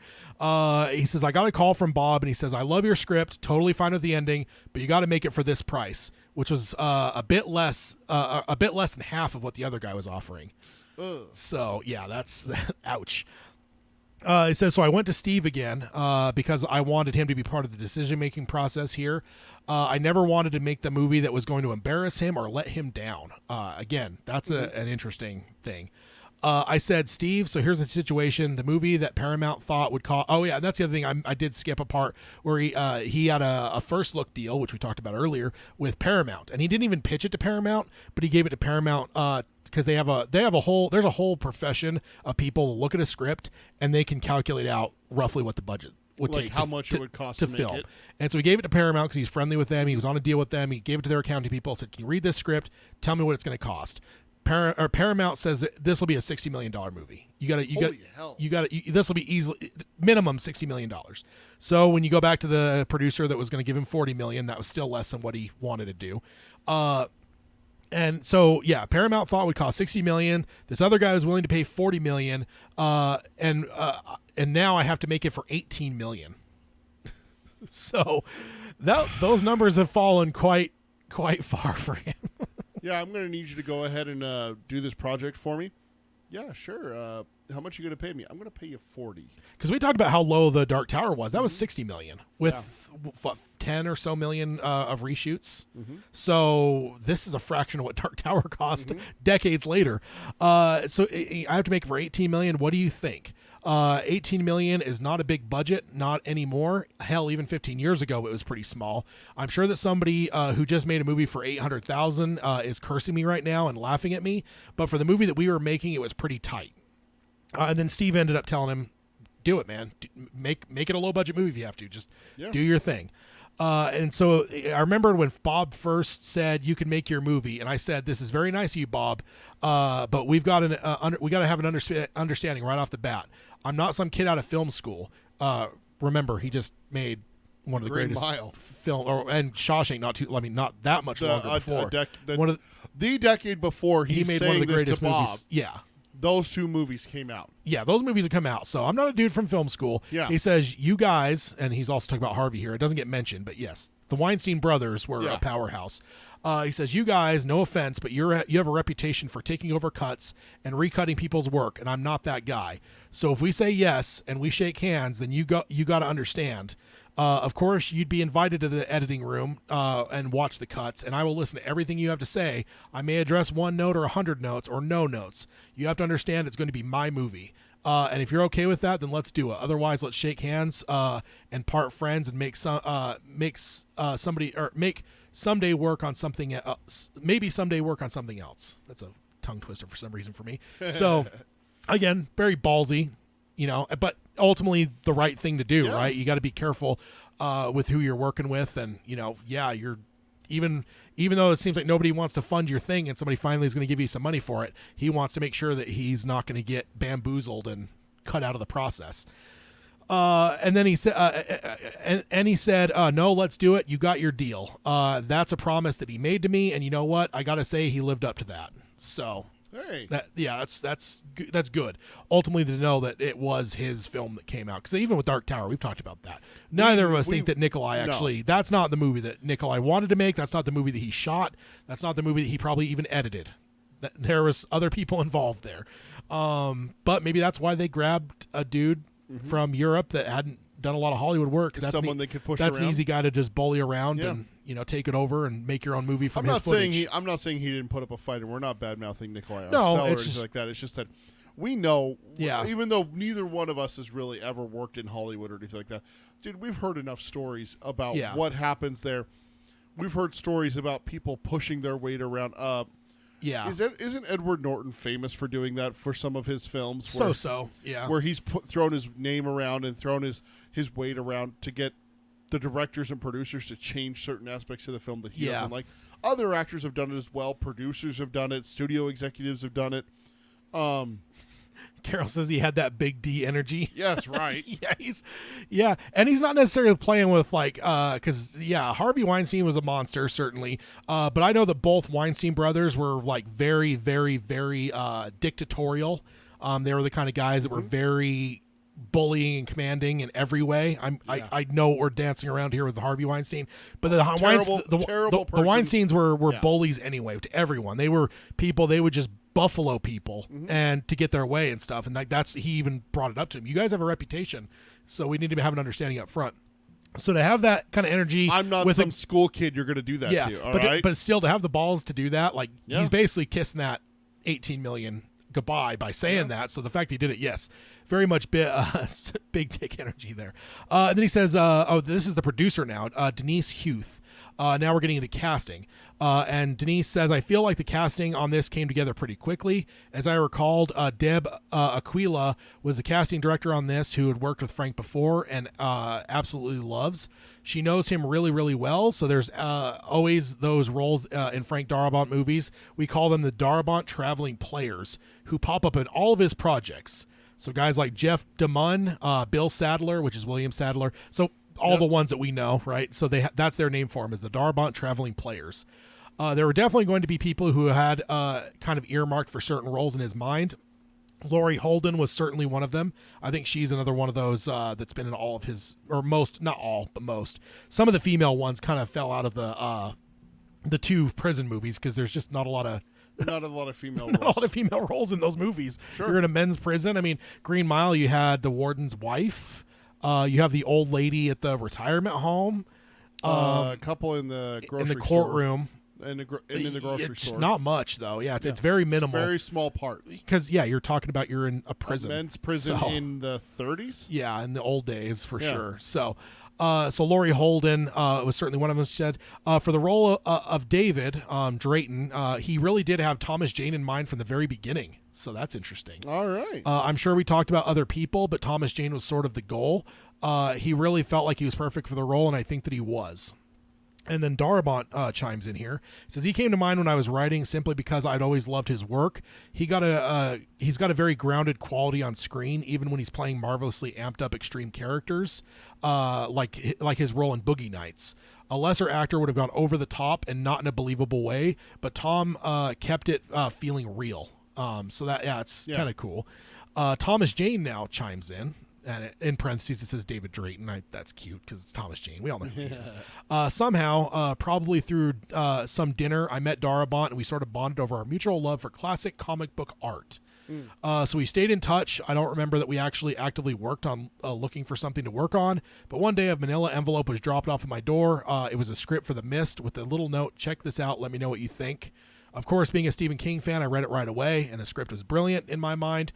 It was definitely up there with the best of the Stephen King adaptations. So I guessed that's how this project came to me. It was one of those rare occasions where something shows up at your front door that's actually really special. So that's kind of a cool story. That's really cool that he's a Stephen King fan too. Yeah, exactly. Well, I think we kind of. I think we knew that because he was working on the From a Buick 8. Yeah. And I think there was that where some interview we saw with him where he's just like, yeah, I'm a huge Stephen King. I mean, who isn't?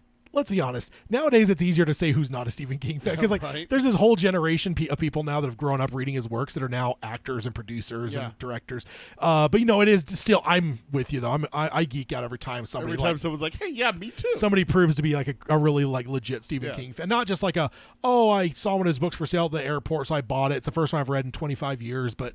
Like, not saying those people aren't fans because they're fans, but like there's different degrees of fans. Yeah, there's the constant readers that like wait. And then there's the people here like in the chat like us who want to talk about Stephen King stuff Constant. all the time. Yeah, exactly. Constant readers.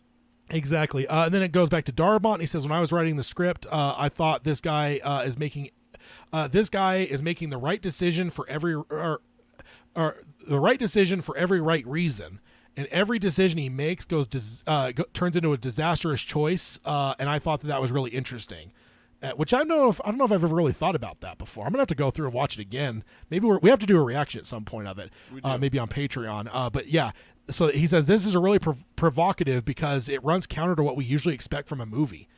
So that's going to be interesting to clock as we're watching it next time. Is Drayton makes all the right choices for all the right reasons, but it always goes wrong for him. And large sense.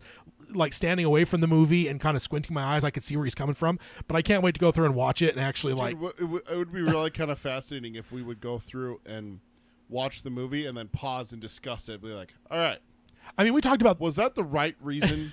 Yeah. Was that the right choice? Well, for one, we talked about it not too long ago when we had that whole thing talking about how much darker the ending could have been. We talked about it then. If he had gone left instead of right, they would have run into the military almost immediately.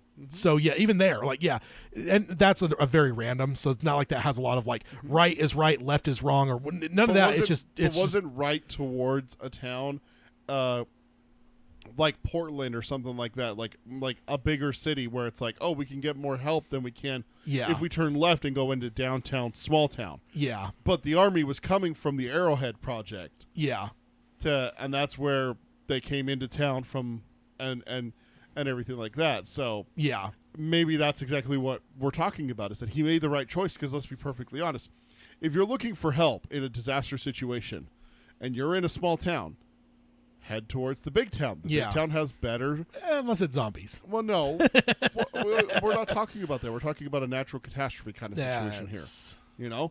We're talking about an earthquake or something like that. If you're in a small town and the infrastructure is not there to support the people... Yeah. After a disaster, or you're the epicenter per se, and there's a big town down the road 30 miles that is it's probably going to be better there, barely hit, they're probably sending people to come help you. You might even cross paths with people who are looking to come help you. Yeah. Kind of thing. But if you go the other way, you're running away from the help. Exactly. So he probably made the right decision and everything like that to go towards help in his mind. Yeah. And that's exactly what we're talking about here. And then Carol says, I'm Gen X, so I don't know how things work, but can we have a missed watch along? I think we could do that. You're a Patreon, so absolutely we can do that. And I will get you step-by-step instructions so you can watch it with us. Yeah, on the Patreon side, that's easier to do, for sure. But in terms of YouTube and all the other things, not really. Copyright stuff, yeah. Yes, so let's move on here. It says, and then Darabont says, in most movies, you see the hero, even if he has encountered obstacles or barriers of things that go bad, but ultimately they keep making the right decisions, and it winds up with the right choices, which is true. That's almost every movie you could think of. In this movie, it's the opposite. And I thought that this is a radical departure from how most movies work and how most movie heroes work. In a sense, it's a mirror reality because sometimes with our best intentions and our best actions, we get screwed anyway because this world is a messed up place. So that's interesting. Like I said, I know it doesn't go well for Mr. Drayton. I know that you can tell that. Goes right. Yeah, but to go through granularly and watch like step by step, like every choice, like, it's something. If there's a god of luck, like he's up there flipping a coin every time you make a choice, he's just like, God, this guy just can't win. Well, today. The problem is that his god is Stephen King. That's true. So that's a bad place to be in when Stephen King's your god. It's like the two-faced coin in the Dark Knight. Heads, you do it. Heads, I do it. Tails, you do it. And he flips the coin. It's heads. And she finds out later that both sides are heads. Yeah, exactly. Flipping the coin. Heads, it's a blue chambray shirt. Flip. Yeah, it's heads. Heads, you win. Tails, you lose. No, heads I win, tails you lose. Yeah. That's I caught that at one time. And one of the members of my wife's family did that to a wee one. And he did that. He's like, I want the last otter pop or whatever it was out of the cooler. He goes, all right, heads I win, tails you lose. And he flipped the coin and he's like, oh, you lose. And the kid's like, darn it, and walked away. And I was like, you son of a bitch, I caught what you did. I was like, hey, I liked your style. Yeah. And then let's see. Jane, I'm trying to remember. Did we talk about Jane yet? Yeah. Didn't we? I'm not sure because I'm confused at who this is. But either way, someone named Jane. Sorry, I must have missed the introduction here. Says he makes the best choices so that he can give best choices that he can given the situation, and they all turn out to be bad ones, wrong ones. This is Thomas Jane. Oh, Thomas Jane. Okay. Yeah. It says, never mind. I thought it said Frank, so I was thinking it was first names. No. I was like, Jane, like. Yeah. Yeah. And that's what we were I just always talking about think of people. choices. Yeah, I always think of people in first name basis on these. So usually with articles when it's interviewing and stuff like that, they always do the last name not to confuse because you can have multiple Chris's. That's true. So so Mr. Jane is also calling out the same thing that he found it interesting. He says that's unique. I was like, wow, you got a hero of the story that every single decision he makes turns out to be the wrong one in hindsight. I love that. I loved that. So. Yeah, that's great. Is that his most iconic role? Jane? The Mist. I know he did the Punisher. He was the Punisher. But there's also been other Punishers and potentially ones that are more memorable now with oh god, I just spaced on his name. The one that was in Walking Dead. The new one, the Netflix Punisher. Yeah, the John Bernthal. Yeah. He wasn't in Walking Dead, was he? Yeah, he was. He's in the first couple seasons. He's the best friend of the sheriff. Of the main character. I have no memory of him in Shane. the show. He's Shane. I have no memory of him in that show at all. Absolutely. He's the main because the main character is Rick Grimes. Yeah, goes into a coma after weird, man. after a shooting or an accident, a car accident or something like that. And then the zombie outbreak happens. He barricades his door and then takes his wife and son and keeps them safe during the outbreak. And then when Rick Grimes wakes up, he ends up actually running into them. And there's this whole emotional scene and everything like that. Interesting. Yeah, I have no memory of him at all. Yeah, he is absolutely in The Walking Dead. He's a great actor, but I have no memory of him in The Walking Dead. He's actually, and the worst part is, he's in the couple seasons that you actually watched. But how long ago was that, sir? That's true. We just talked about my memory not too long ago. So I'm surprised you remember who I am. I mean, yeah, I know, Tom. Hey. It's like the Ron Swanson thing. Whenever people get too chummy, I call them by the wrong name. Just to put them back in their place. Yeah. It's been a while. I don't know. What was it? Darabont was there for the first 2 seasons, so I think I watched the third. I think I watched a little bit into 3. I think is some of the stuff that he had laid the groundwork for, but then the big split happened at the end of season 2. Yeah, that's as big as I went a little bit past Darabont and I gave up on the show. Yeah. But now Denise Hughes, the producer, she chimes in and says, I think there were a lot of names discussed for Mrs. Carmody because that's probably the trickiest role in the whole movie. She very easily could have been way over the top. It could have just been a caricature. And it was very important to Frank and to all of us that the character be as grounded as possible.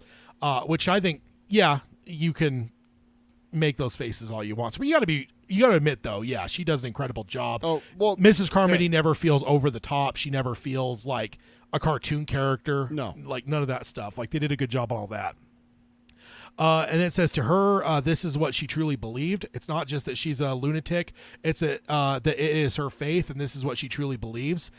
This is not somebody who's trying to be the bad guy for the sake of being the bad guy. Yeah. She's not a Bond villain. Mustache twirling, whatever. And it says, and when Marcia Gay Harden came up, I think it was a great idea. It was probably casting director Deb Aquila's idea because most great ideas when it comes to casting come from Deb. She brought that humanity to it. She brought the vulnerability to it. She's just not this evil witch of a woman. She's scared. You see her in the scene where she's praying in the bathroom and that she's crying and that she's scared. And really, that's the cornerstone, I think, of the whole. Of the whole story, which is what people do when they're terrified and how do they react. And everybody's going to react differently. She clung to her faith, and that became the thing that was going to carry her through. So that's kind of a cool insight. I know as much as you hate talking about Mrs. Carmody.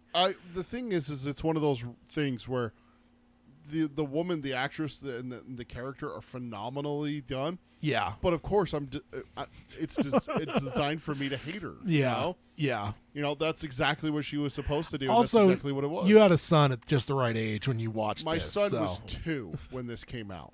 So, yeah. Well, when you watched it, he was older. He was closer to... Yeah, because I didn't see it when it first came out. Oh, yeah. I saw it when he was like 6 or 7. Yeah. So, yeah. I was... Yeah. Mm-mm. Yeah, exactly. Then Darabont says there was no great search for Mrs. Carmody or for Brent Norton. It was simple as their agents calling and asking if I'd be interested in working with Marcia Gay Harden and Andre Brower, which is Captain Holt. Yeah. So, and my response, are you kidding me? Yes, please, and thank you. So, yeah, it doesn't sound like it was like this deep thing with thousands of auditions and Sounds stuff. like they got their first choice on a lot of characters. Yeah, it always reminds me of like I remember one of the behind the scenes things on Breaking Bad where I'm blanking on his name now. The guy that plays Mike was auditioning in season 2 because the one that bald guy, Yeah. kind of the cleaner. I'm blank. I can only think of his fucking Ehrmantraut. Yeah, Mike Ehrmantraut. But he auditioned because it's cleaning up after Jesse's girlfriend dies. That was actually originally going to be Saul, but Bob Odenkirk was unavailable, so they had to bring this other guy in. And when he auditioned, Vince Gilligan knew him from previous stuff, and he's like, "Wait, are you kidding me? He's auditioning for our show? Like, we could have him?" You know. So it's just like you have these like geek out moments, and I love hearing those from Jonathan filmmakers. Banks? Yeah, Jonathan Banks. Yeah. I love those moments. It sounds like Darabont kind of had that too, where he's like, "Work with them? Are you kidding me? Yes, please."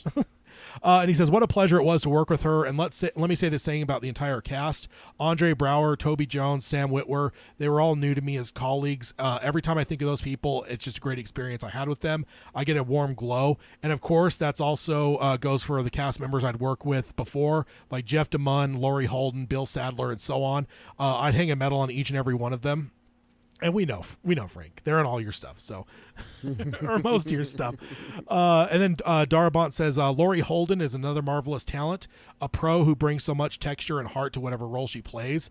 I adore her fearless. I adore fearless actors, and she's one of them. I loved to work with her on The Majestic, so I wrote a part in The Mist for her, ditto her role in The Walking Dead. Those roles were hers. I never auditioned anybody else. The same goes for any time I've ever cast Jeff DeMunn or Bill Sadler or others that I work with multiple times. When you know you have the right actor for a given role, you just count your blessings and go with it. So yeah. I can see that.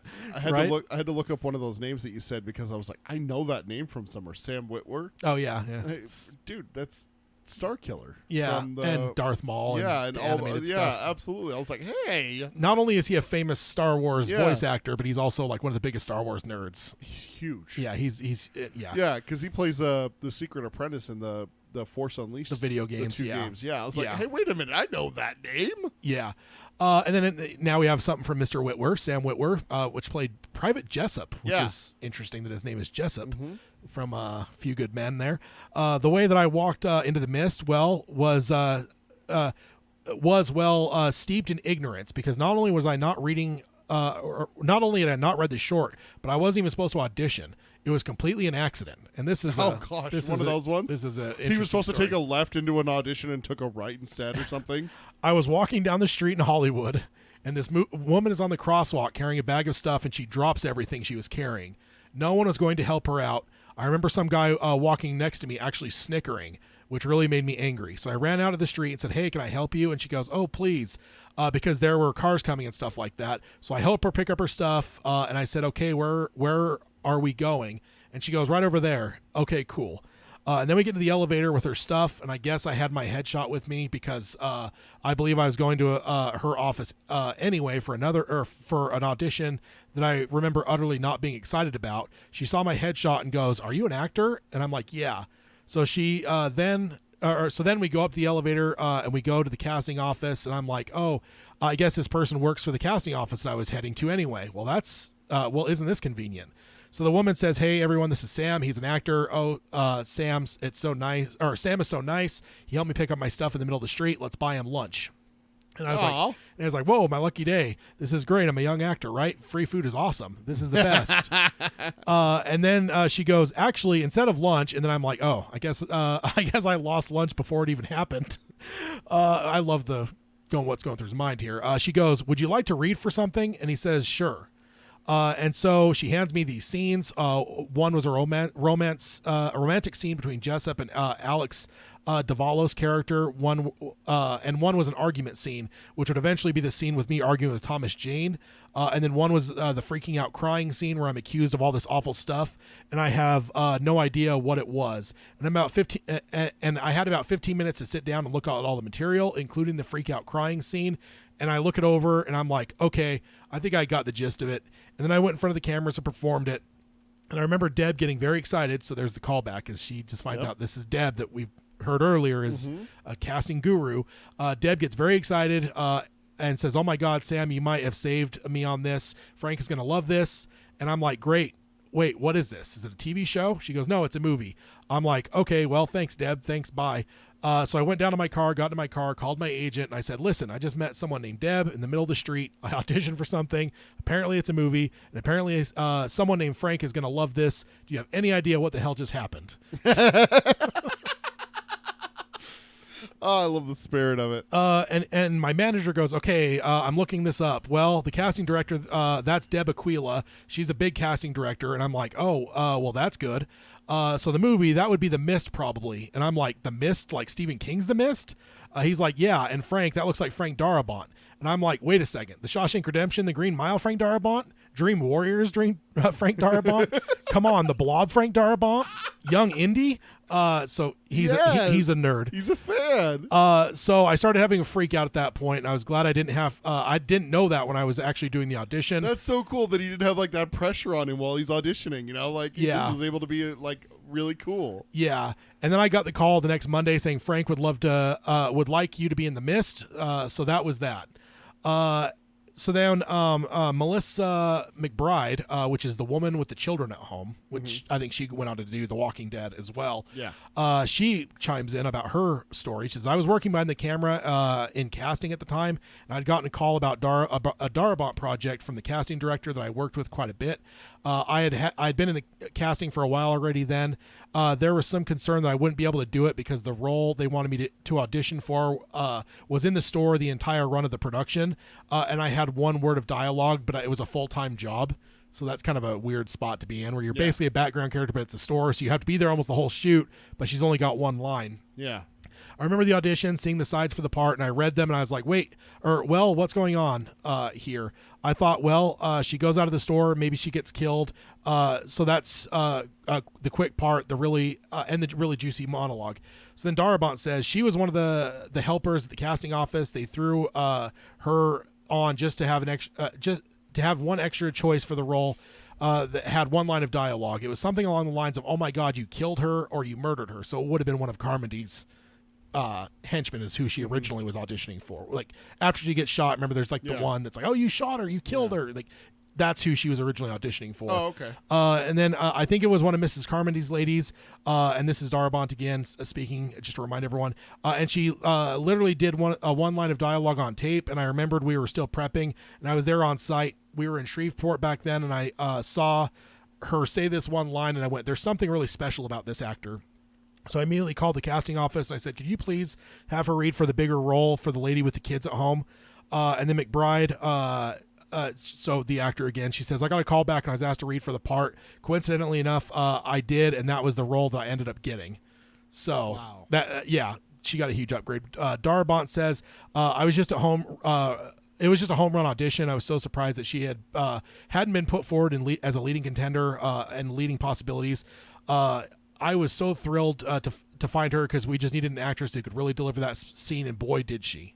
So obviously he ended up falling in love with her as an actor because then he used her in future projects too. Yeah, she was in Walking Dead. Yeah, it was a pretty big role too. So that's where we're going to stop for this episode. Like I said, we're not even a quarter of the way, but this, as you can see, just the snippets I'm pulling out of this shit's just fascinating. It's awesome. I can't wait to go through and see what else we learn, but there's just no way to go. I've literally...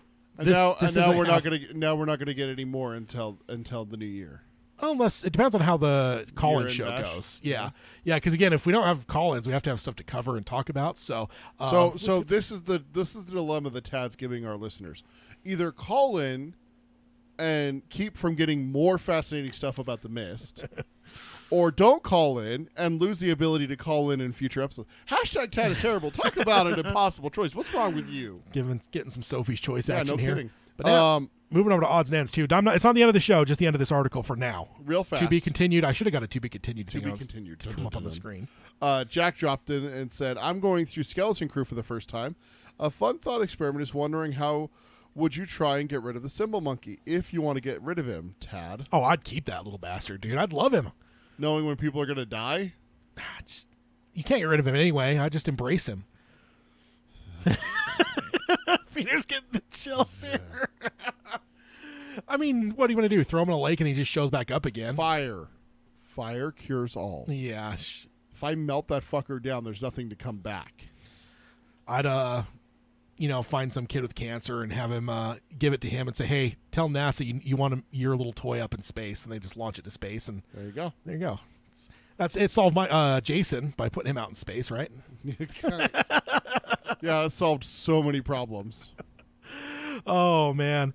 Let's see. And then Carol says, wow, the gift of kindness keeps on giving. It gives me hope. I love it. Yeah, I love that too. And I love great story. Yeah, I love. And the other thing, the other part I didn't cut out of it. I'm just going to synopsize is there's two parts to it. Because then Sam goes on to mention that parallel wise, Frank later told him that somebody had told him watch the new Battlestar Galactica. He's like, fuck you, I'm not watching Battlestar Galactica. That's just a stupid Star Wars ripoff. And they're like, no, this new one's really good. Sam had a role in that. He finally started watching it, kind of fell in love with Sam in that. Mm-hmm. So he actually called Deb and said, hey, can you try to find this Sam Witwer guy and see if we can get him to... So literally at the same time all this is happening, it's like a two-sided thing where it's gosh. like... It was inevitable that he was going to be in the Mist, wasn't it? Exactly. So... that's awesome. Hile, Alan. Welcome. Yeah, Alan joined us. Welcome aboard. So moving over to odds and ends here. So the question I have real fast before we jump into odds and ends, are you Yeah. posting this whole article Yeah, now? in the show notes, so people yeah. can go read Go it? read the whole thing, yeah. Okay. Because I'm just taking snippets from it. And I mean, you I can... just didn't know if you wanted to wait till after we were done covering what we wanted to cover. So No, that would be hashtag Tad is terrible. If I that were to- would be hashtag Yeah, Tad is terrible. if I were to hold that out from people. No, I'll put it in the show notes. If you want to go and read the whole thing, if you're a fan of filmmaking at all, it's really fascinating. And if you're a fan of The Mist, you'll love it. Also sounds like it's got some really cool stories, even if you're just a fan of human interest stories like that. You Yeah, know? exactly. So we have another rating thing. We got the Boogeyman. Got its MPAA rating, and that's a fun picture that I found for that, isn't it? Isn't that fun? No. So Rob Savage's adaptation of The Boogeyman is officially rated PG-13. Okay. Which I'm not mad about. I think there's some horror movies that PG-13 is the wrong choice, but possession, haunting type That's things, that you could totally do that PG-13. Yeah. And the reasons for its rating are terror, violent content, teen drug use, and some strong language. That actually has more to it than the fucking rated R Salem's Lot did. So, yeah, terror and violent content are my favorites. Whenever I see those, or grisly images, I like. Grizzly Images is like your all-time thing. I love it. I love it. Yeah, so You're that's a weird dude. You know that? yeah, MPAA PG-13. Can't wait to see The Boogeyman. That'll be great fun. Yeah. Now some sad news, unfortunately. Brad William Hankey, which played the second Tom Cullen, has died at age 56. Oh.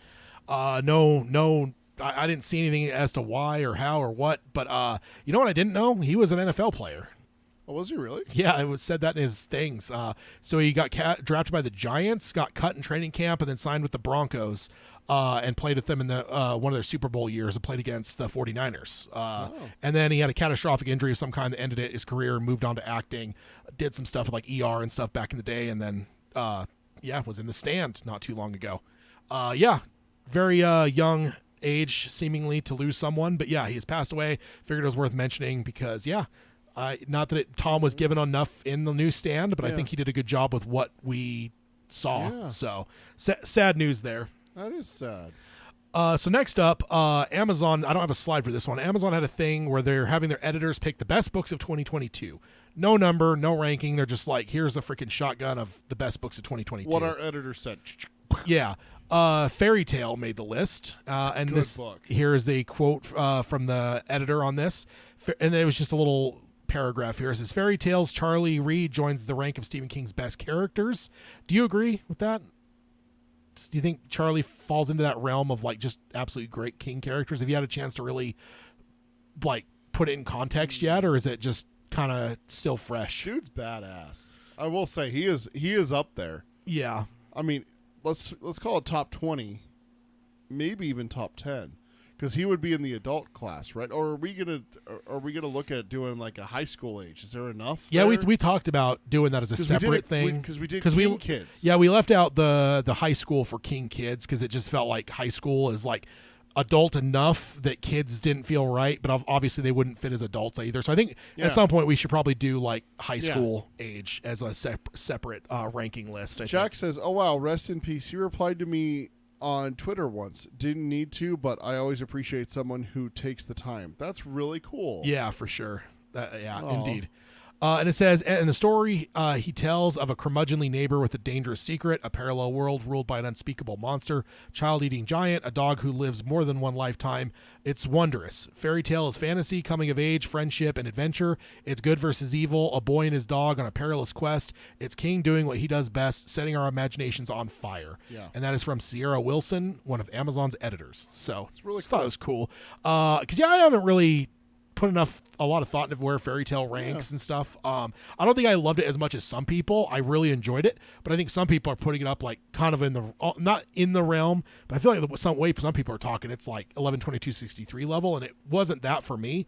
I did enjoy the hell out of it though. So, but I don't think I've really had a time to really fully like think on it. I or don't whatever. usually rank stuff like that like instantly after I finish it. Usually, Yeah, it's give us some you- time. Usually, it's you that makes me have to rank things. Hey, what's your top 10 King Kids? What the? I've never even thought about that. That kind of thing. Like, Yeah. all right, well, let's think about that now. Well, more of those will be coming here Oh, in yeah. 2023. We'll have some good.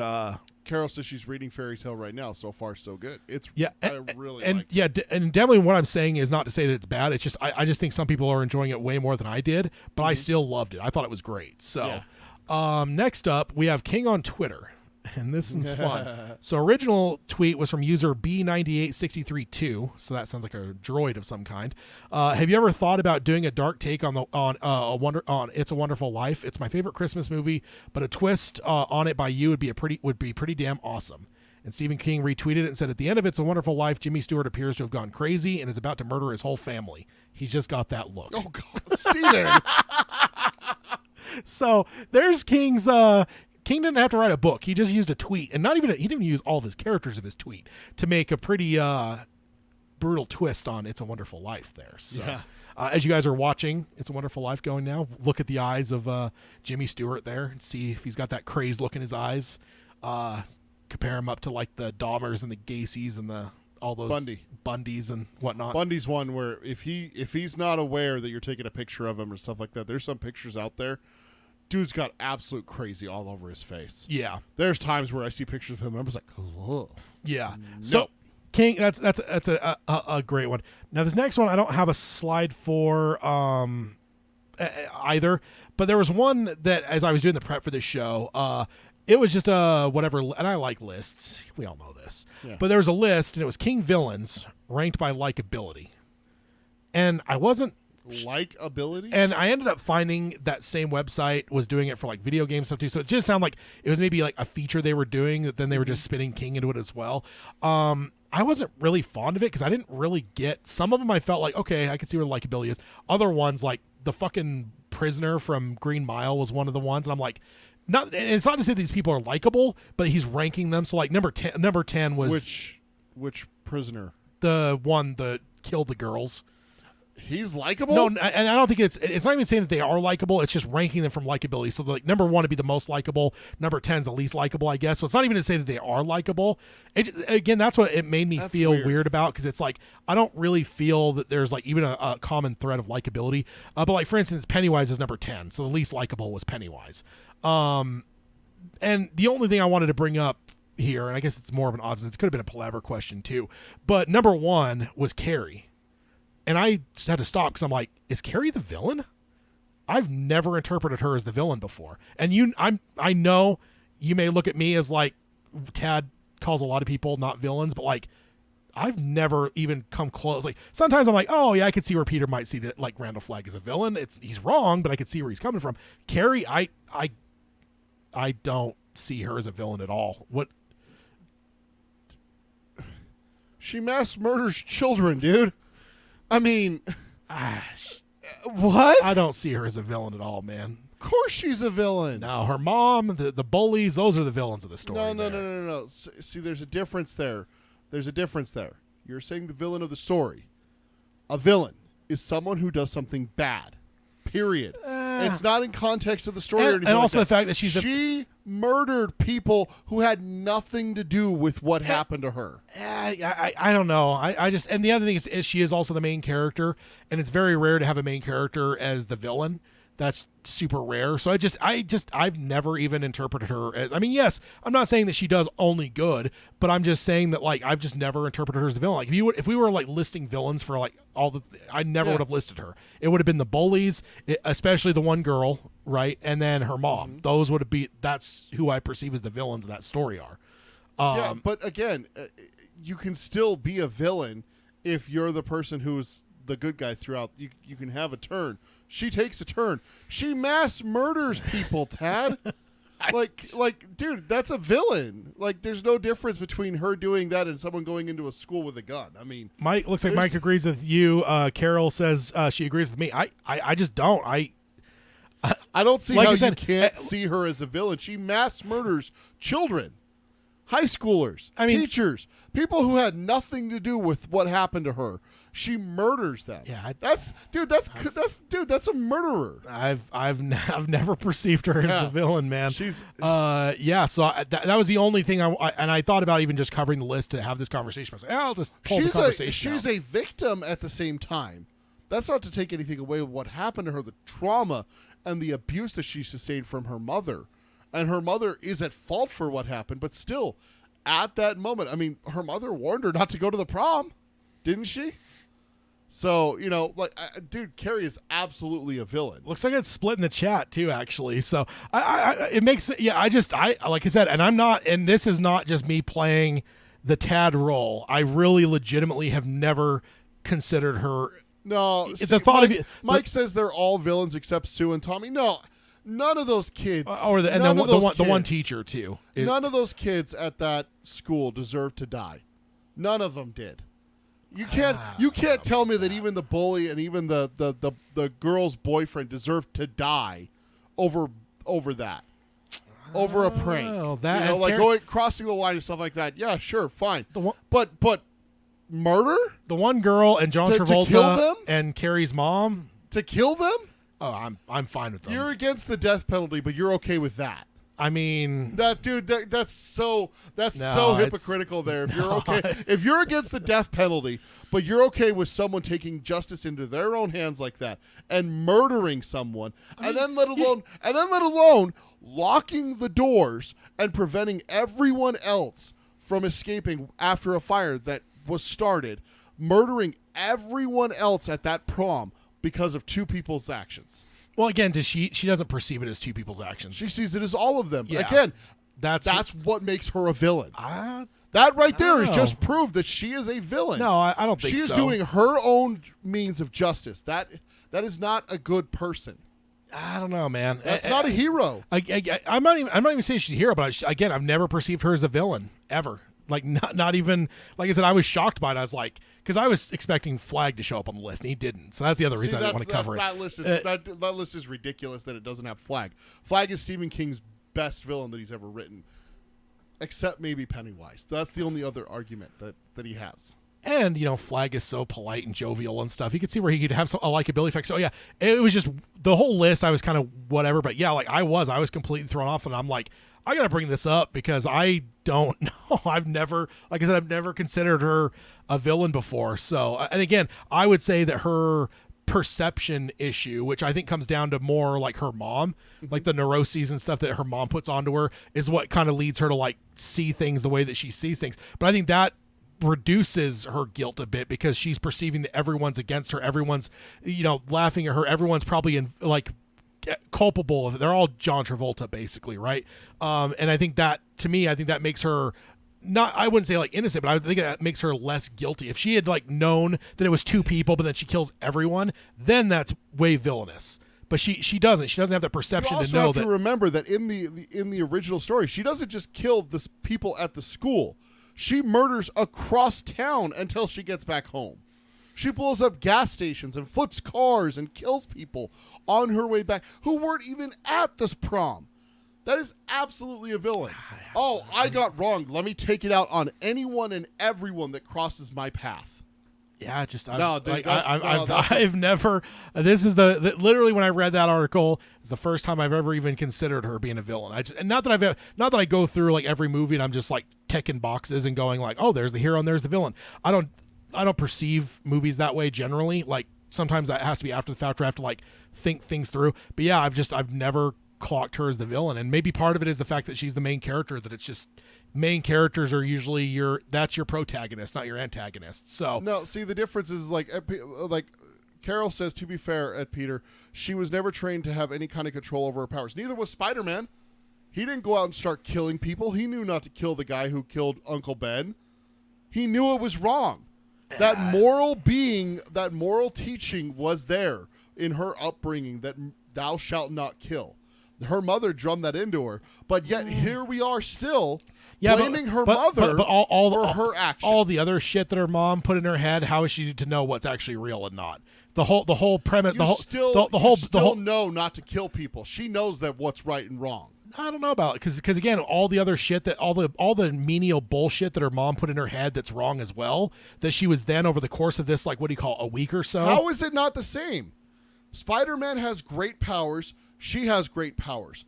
They both got those powers suddenly, unexpectedly, are presented with trauma at almost the exact same time. Yeah, but here's the difference. And Peter doesn't kill anyone. She doesn't have the foundational, like, morality from like an Uncle Ben. But the Uncle Ben she's got a twisted ass fucking mom that's filled her head with all. Because again, what do you think the story takes course over the course of like a week or so? Like from like probably a little bit longer, 2 or 3 weeks maybe. Because over the course of that time, she's having these realizations that her mom has lied to her, has deceived her, has hidden things from her. So I think her entire moral background is kind of in a very fragile place because. Again, think of all the like the just bullshit, even shit that a lot of Christians would look at with Carrie's mom and be like, dude, she's fucking insane. All that shit was in her head, and over the course of this couple weeks, whatever we want to call it, Carrie's realized like, oh shit, mom lied to me about that. She's wrong about this. That doesn't give you a right to go out and murder people. No, but that means that she doesn't have the moral. Again, she's gonna be in a place to not. She doesn't have the same foundation like Uncle Ben has the shit into Spider-Man's head to where he never has any. He has that foundational thing. She doesn't. Her foundation's completely removed. She doesn't, because again, all the shit. I mean, everything. The whole story is the early on is a buildup of all the shit her mom. Her realizing the truths that against from what her mom said. She's starting to see like, oh shit, like just going on a date doesn't mean I'm like a fucking harlot, and like all those things. If her mom had been more of a balanced, normal fucking person, then yes, she may have a better foundation of not killing people, but. Now the fact of like going on a date wearing a freaking dress that is too revealing for her mom's taste, all those things that she would have thought wrong a month before, now she realizes they're not that harmful.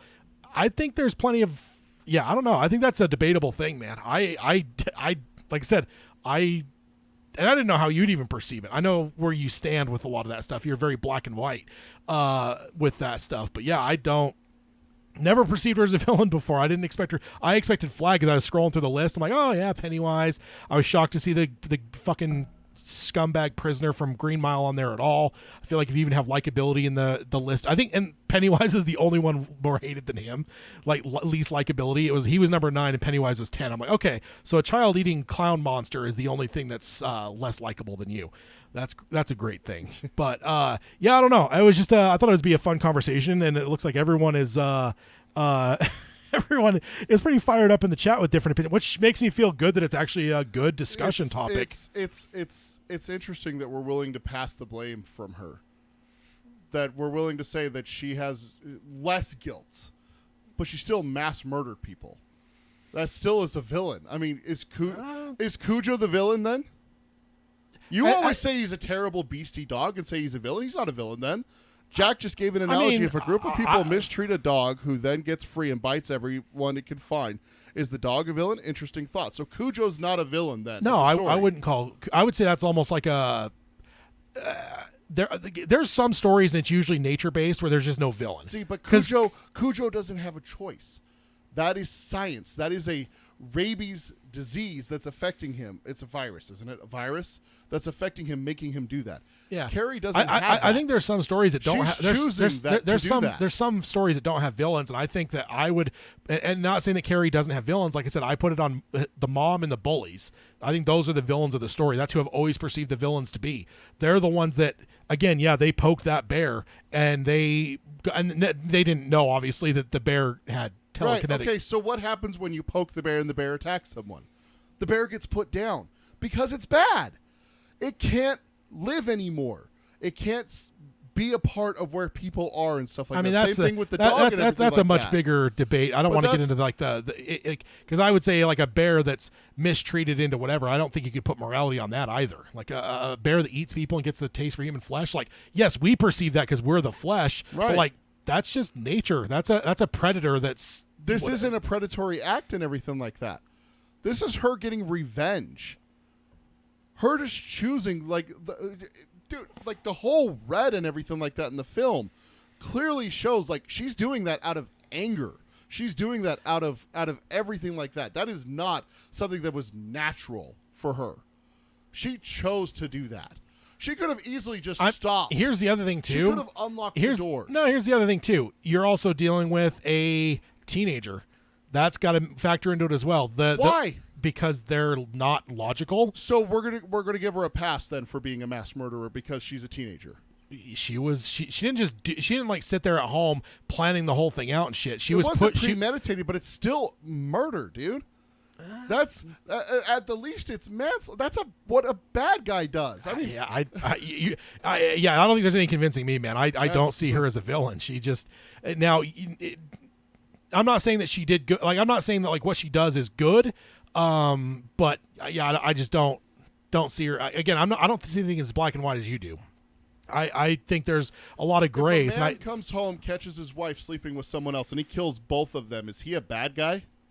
I think most would say no. Even courts will let people off on that with crime of passion and stuff. So Shawshank even refers to that. The only reason he even got convicted is because the person reloaded the gun, and then that showed a coldness, because that's what the lawyer says, the Darabont guy. It's like, it could even potentially be, I forget the wording, but he basically says like a crime of passion that could be something we could even condone, but how? And then he starts listing the bullets and like this only holds 6, you shot 8. So in the it wasn't just her reloading is locking the doors. Her reloading is squashing people against, like forcing people back away from her and everything like that, and keeping them locked inside. She could have not locked the doors. She could not trap them and everything like that. And yeah, she chose that, and then she kept it while she went away to make sure that everyone in there died. And Mike says crime of passion acquittal doesn't make you good, just not guilty. And that's true too. But yeah, no, I just there's definitely, it looks like different opinions on it. But yeah, I've never perceived her as the villain of the story before. And again, maybe part of it does come down to how often do you have main characters that are the villains? Like, it's become a little bit more recent in the last 15 years. It's been more common because like we have this fascination with just certain fucking characters for some reason. But generally speaking, you don't see a lot of movies where the lead character is the bad guy. That's pretty rare. So maybe that's where my complete lack of even thinking of her as a villain maybe comes from, is like, yeah, she's the main character. Like, she's pushed beyond the limits, and she has superpowers and uses them like that. I've just never seen it. And I'm glad there's also a split in the chat, because that's where it makes it a good question. That's, if it was just like everyone said the same thing, it's like, oh, okay, cool, that was a 2-second conversation, and then we move on. But yeah, that's an interesting one. And again, this is not, I 100% am not, and I want to make this clear, this is not like a Randall Flagg whatever thing, or like me. I love, a lot of villains. It's not just this. I love Darth Vader. I love all these characters throughout my whole childhood. When I was a kid, when we played Jurassic Park on the playground, I wanted to be a dinosaur. I didn't want to be any of the freaking humans. I've always been that way. But that's not it with this. I want to make that clear. This isn't just me trying to tweak you and piss you off, because I legit didn't know how you would take it either. I'm like, Sure. I could assume maybe, but like, again, I'm mostly perplexed because I had never even considered it before. It wasn't even like a thing like in my head. I'm like, oh yeah, Flag's not a villain. Peter will hate that, but he's not. This is just like, wait, Carrie? What? I thought this would be Flag. And yeah, that's where it all comes from. Another one that was on here was Arnie. From Christine. And he was kind of high up in terms of likability because you kind of feel bad for him. Gage, I think, was number 2. Because again, he's just an innocent kid. He doesn't do anything to whatever, like his dad's the one that makes all the choices. His dad's the one that sees him resurrected as this fucking demon spawn. Like, you kind of feel bad for him. It's nothing that he ever really, no choices he made. So it's kind of an interesting list a little bit, but it was just, I don't think it was put together very well. Because some of them below, I'm like, what? Like, Flag's not there, but the fucking goon from Green Mile. Like, it's just weird. Yeah. Oh, and then Annie Wilkes is one of them, and she was like middle of the pack, and I'm like, you're saying that she's, and it was like, oh, because she has like, this like kind of old timey polite language, and she does genuinely, she's a fan of like his writing and whatever. Yes, she's sadistic, but like, and I'm like, yeah, no, that's Annie Wilkes, man. That's one of the scariest fucking things I've ever seen. Is Kathy Bates in that. What? Yeah, sorry, and it's not a list. I'm just pulling from memory now, because again, I wanted to cover it as the list, but ultimately I was. So I just wanted to bring up this question. I think it was a good conversation. So next up, and this is the Uncle Stevie recommends, and this is an interesting one. The article that we're covering, Stephen King tweeted and recommended it. Nice. It says, if you're interested in filmmaking, this is worth your time. And he has a link to the slash film Missed at 15, the oral history, the one that we covered about a quarter of in this episode, and we'll cover the rest of in the future. Mr. King himself. This came by my normal things, and I'm like, oh, cool, thing on the Mist. And it's like, I kind of know this writer. Like, that'll probably be good. And like a few days later, I saw this tweet from King, and I'm like, holy shit, King's like tweeting about this. I'm like, I really got to go in and read this because this is probably going to be good. King doesn't do this kind of stuff very often. It's not, I don't know. His Twitter is very, you could generally predict what he's going to do or say, but this was like, whoa, shit. So figured it would be a kind of cool little way. If anyone has any doubts, go to the show notes and read this list, and we will cover the rest of it in the future here. We're talking about Cocaine Bear in the chat. Oh man, I cannot wait. My wife I showed her the trailer. She's like, that looks really stupid. I'm like, yeah, I can't wait to watch it with Tad and Hayden. She's like, dude, we're watching it. I'm like, oh, we are. Yeah. So what do we spin from Carrie to Animals and Cujo to Cocaine Bear? Is that yeah, the gist of it?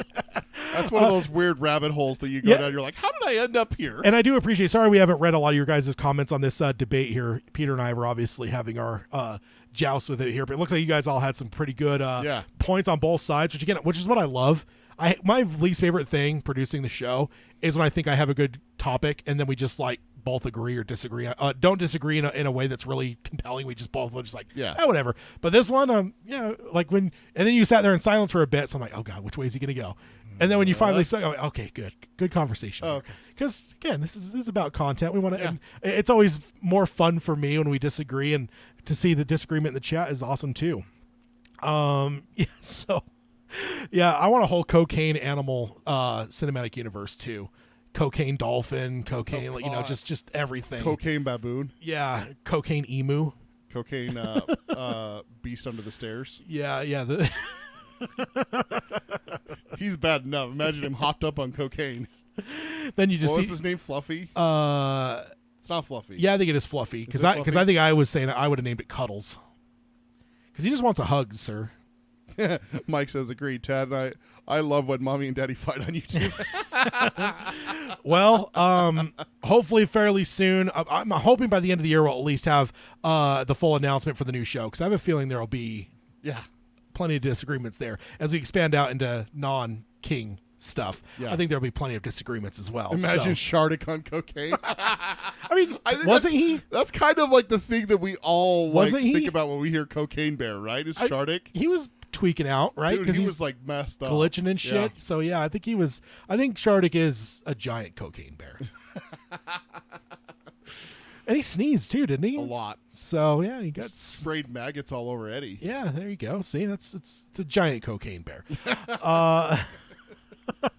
That's awesome. So that is it for this episode, I believe. We already talked about the getting your guys' recommendations in for the March Madness. Yep. We've talked about the calendar. The deadline for the March Madness is this year to get the submissions in.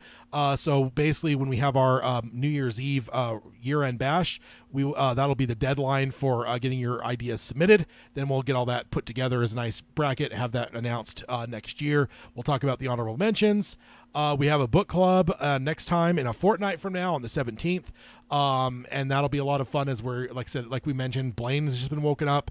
We're about to get some Oi like a dish rag getting twisted by Andrew Quick. Stop it. Oi. Hashtag Tad is terrible. Oh, like I said earlier, sir, we got a Billy Bumbler infestation on our show. He's popping up all over the place. Yeah, so that'll be there, and then we have the 31st. We have the Roundtable 131 year-end bash, and then launching into next year. We'll be starting on the 14th, which is Roundtable 132. So looking forward to getting into the new year, maybe. Carol has a question for you. Non-tower related show. Do you think we will all like it? I hope so. Honestly, it's just going to be kind of. Are you going to give it away? Pop culture. I mean, we've already kind of talked a bit about. We haven't talked about what the content of the show is going to be. I thought we did. No, not at all. No, I'm pretty sure we've talked that. We announced that we were doing a new show, and that was it. Because I asked you beforehand, what am I allowed to say? And you're like, just that we're doing a new show. Let's not. Oh, I thought we already talked about that. It would be the non-King stuff because everything King-wise is covered here. Now it's all the other stuff. Basically, Carol, anything and everything that we've ever referenced, the non-King stuff. So. Yeah, because all the King stuff we were here, that'll be for all the other stuff. Jack, stop it. Dark Tower theme homeware and Oi themed dish rack. See, Carol says no info yet. We didn't release anything yet. Oh, I thought we had. I asked you before we were ready to go with it a little bit ago, but then it got delayed because of some other stuff behind the scenes. And I'm like, okay, we're still making the announcement. You're like, yeah. I'm like, okay, how much am I allowed to say? You're like, dude, nothing. Well, I don't want to say the title yet. We want to make sure that we get everything locked down so that. But you're like, not even like what we're going to cover or the format or anything. Just that we're doing something non-Stephen King. I'm like, got it. That's all I'm going to say. Okay. So you let it out, not me. You were worried about me. Ha. She says you've been talking to each other about the show, not us. I thought we had. Sorry, my apologies. Thought we'd at least given you that much, but are we giving them that much now? I mean, it's going to be the non Stephen King stuff of the world stuff. So literally everything you guys have heard us talk about outside of King, and Tad always the tertiary stuff. Tad always reels me back in when I start going down like a Star Wars or a Marvel or a DC, and you're like, all right. Or movies, everything. Everything. It's going to give us the freedom that we've really tried hard on this show not to paint too far outside of the lines of Stephen King. Every once in a while, we're like a kid with a crayon and we scribble a little bit past the lines. We've always tried to keep it as controlled as possible. This other show will give us the freedom we've honestly been wanting. Only outside the line stuff. Yeah, because it's all the other stuff, and honestly, we've been wanting to do it almost since the beginning. I think our original talks had always been like, cool, we'll start with the Dark Tower show. And then see what we evolve into. And then we'll grow into the other show. And it's just taken us 6 years to finally get to the spot where we're like, and honestly, it came down to logistics too. Peter finally is the one that came up with the logistics of how we were going to do it. So, yes. Mike says, we know the title. Peter disagrees with Tad. Your suggestion was Tad tortures Peter. That's literally one of the suggestions. We were coming up with names for the show. Is Tad tortures Peter, and Tad's like, I don't think that's going to attract the right type of fans. I'm glad I can say that now. Yeah, leather and whips and whatnot. People, ball gags and Carol says, "Oh, okay, I'm a fangirl. I'm in." And then Mike says, "Me too, Carol." Awesome. So, and hopefully, I mean, and we totally understand. I thought we maybe announced more on Patreon. And because I do know that some people on Patreon told us that they just are pretty. It was Patreon. It's when we did Maximum Overdrive. Because somebody talked about excited. I just don't know if I'll be able to listen. I have so much stuff going on. And the thing is, we don't. We're not expecting you all to follow if you don't don't want have to. Yeah. Totally get it if like you're just a King fan or you're just a Dark Tower fan, whatever. Totally get it. But yeah, we're pretty excited to be able to dive into more stuff. And I guess we didn't plan on this being I legit, and maybe it was we talked a little bit on Patreon, but yeah, hopefully we'll have some more news before the 31st. We'll have a solid date for like launch and potentially a title. We just got to get some other things locked up, and we'll be good. Well, yeah, because we don't want to announce the title and then have something swooped out from underneath us. Yeah, I've heard of that. It's happened. Yeah, I've heard that a number of times. Not that I don't trust you guys, but it might not be you guys that does it. So yeah, exactly. This does go out to the World Wide Web, and it's not always safe out there. Despite what everyone thinks, you can't trust everything on the World Wide Web. I think Abraham Lincoln said that, right? Yeah, that's right. Yeah, that's right. Okay, so yeah, that's that. Let me go ahead and hit the outro stuff. If you want to subscribe to us, you can do it on any podcasting service, now including Amazon Music and Audible. What? Stream us on Spotify or Stitcher. Join us for the live streams at youtube.com/darktowerpalaver. If you're on the YouTube side, if you want to like, subscribe, and ring the bell for notifications, that is the best ways to support the show on the YouTube side. Subscriber numbers are awesome. Likes help the YouTube algorithm monster, and then ringing the bell helps you guys know when we're going live and stuff. We always love having you guys, especially when we get these like heated discussions in here. That's like the video. It's always fun to have you guys popping in on it too. Because if it was just me and Peter, I actually would have maybe started even doubting myself and my views a little bit. I'm like, man, am I wrong?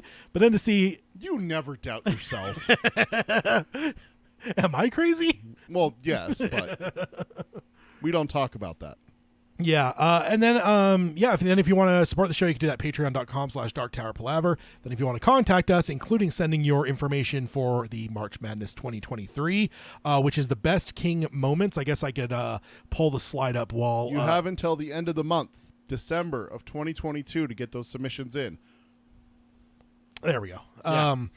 So get those submitted. Peter can tell you the best ways to contact us. I prefer emails, but if you want to shoot them to us on social media, you can, and I'll definitely get those gathered up as well. But it definitely is easier for me with email, but Peter can let you know the ways to contact. Best way, Tad requested an email, darktowerpalaver@gmail.com, and there was no email jingle because we have no emails to read. So we need that. Oi. Always agreeing with me. Check out our social media. It's Twitter, as long as it lasts. It's @DarkTowerPod. That's @DarkTowerPod. And then we still have our backups, Facebook.com/DarkTowerPalaver, and Instagram, DarkTowerPalaver, all one word, no spaces. And then check out our merchandise again. It's tpublic.com/users/DarkTowerPalaver.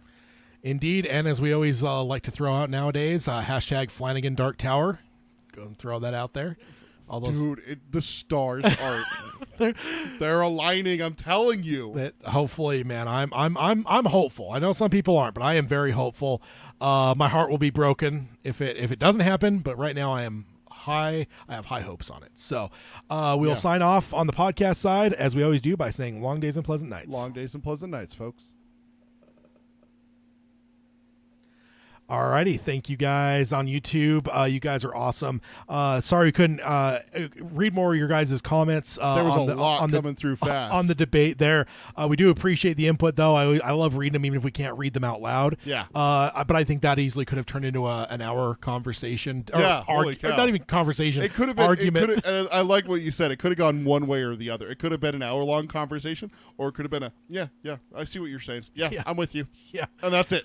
Like I said, it was not, because I thought you'd suspect me of just doing my normal thing, but I was shocked. I was like, not, because I was like, oh, flag's coming, cool. He's not there, cool. He's gonna be number one, and then it got there. I'm like, wait, what?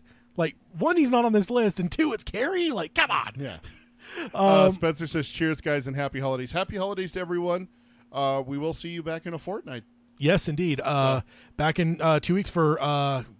Blaine is awake now. Yeah. Roland and Oy are approaching the room. They're at the door, aren't they? They're, if not, they're pretty much there. So we're probably going to get into the rescuing of Jake, and Eddie and Susanna have Blaine awake and angered and threatening their lives. Yep. He is saying, "I don't care where you're from. If you don't start whatever, I'm going to fucking destroy you. Yep. So can't wait to dive into the Blaine stuff, man. This is a great section to be bridging into next year, is getting into Blaine the Mono. Yeah. He's a good man, that Blaine. Happy holidays, everyone. We have a couple episodes before the holidays. Actually, we have one episode before the holidays entirely. But yeah, there are holidays that happen early in December. Remember that too. Yeah, that's true. So we'll see you guys in a fortnight. Bye, everyone.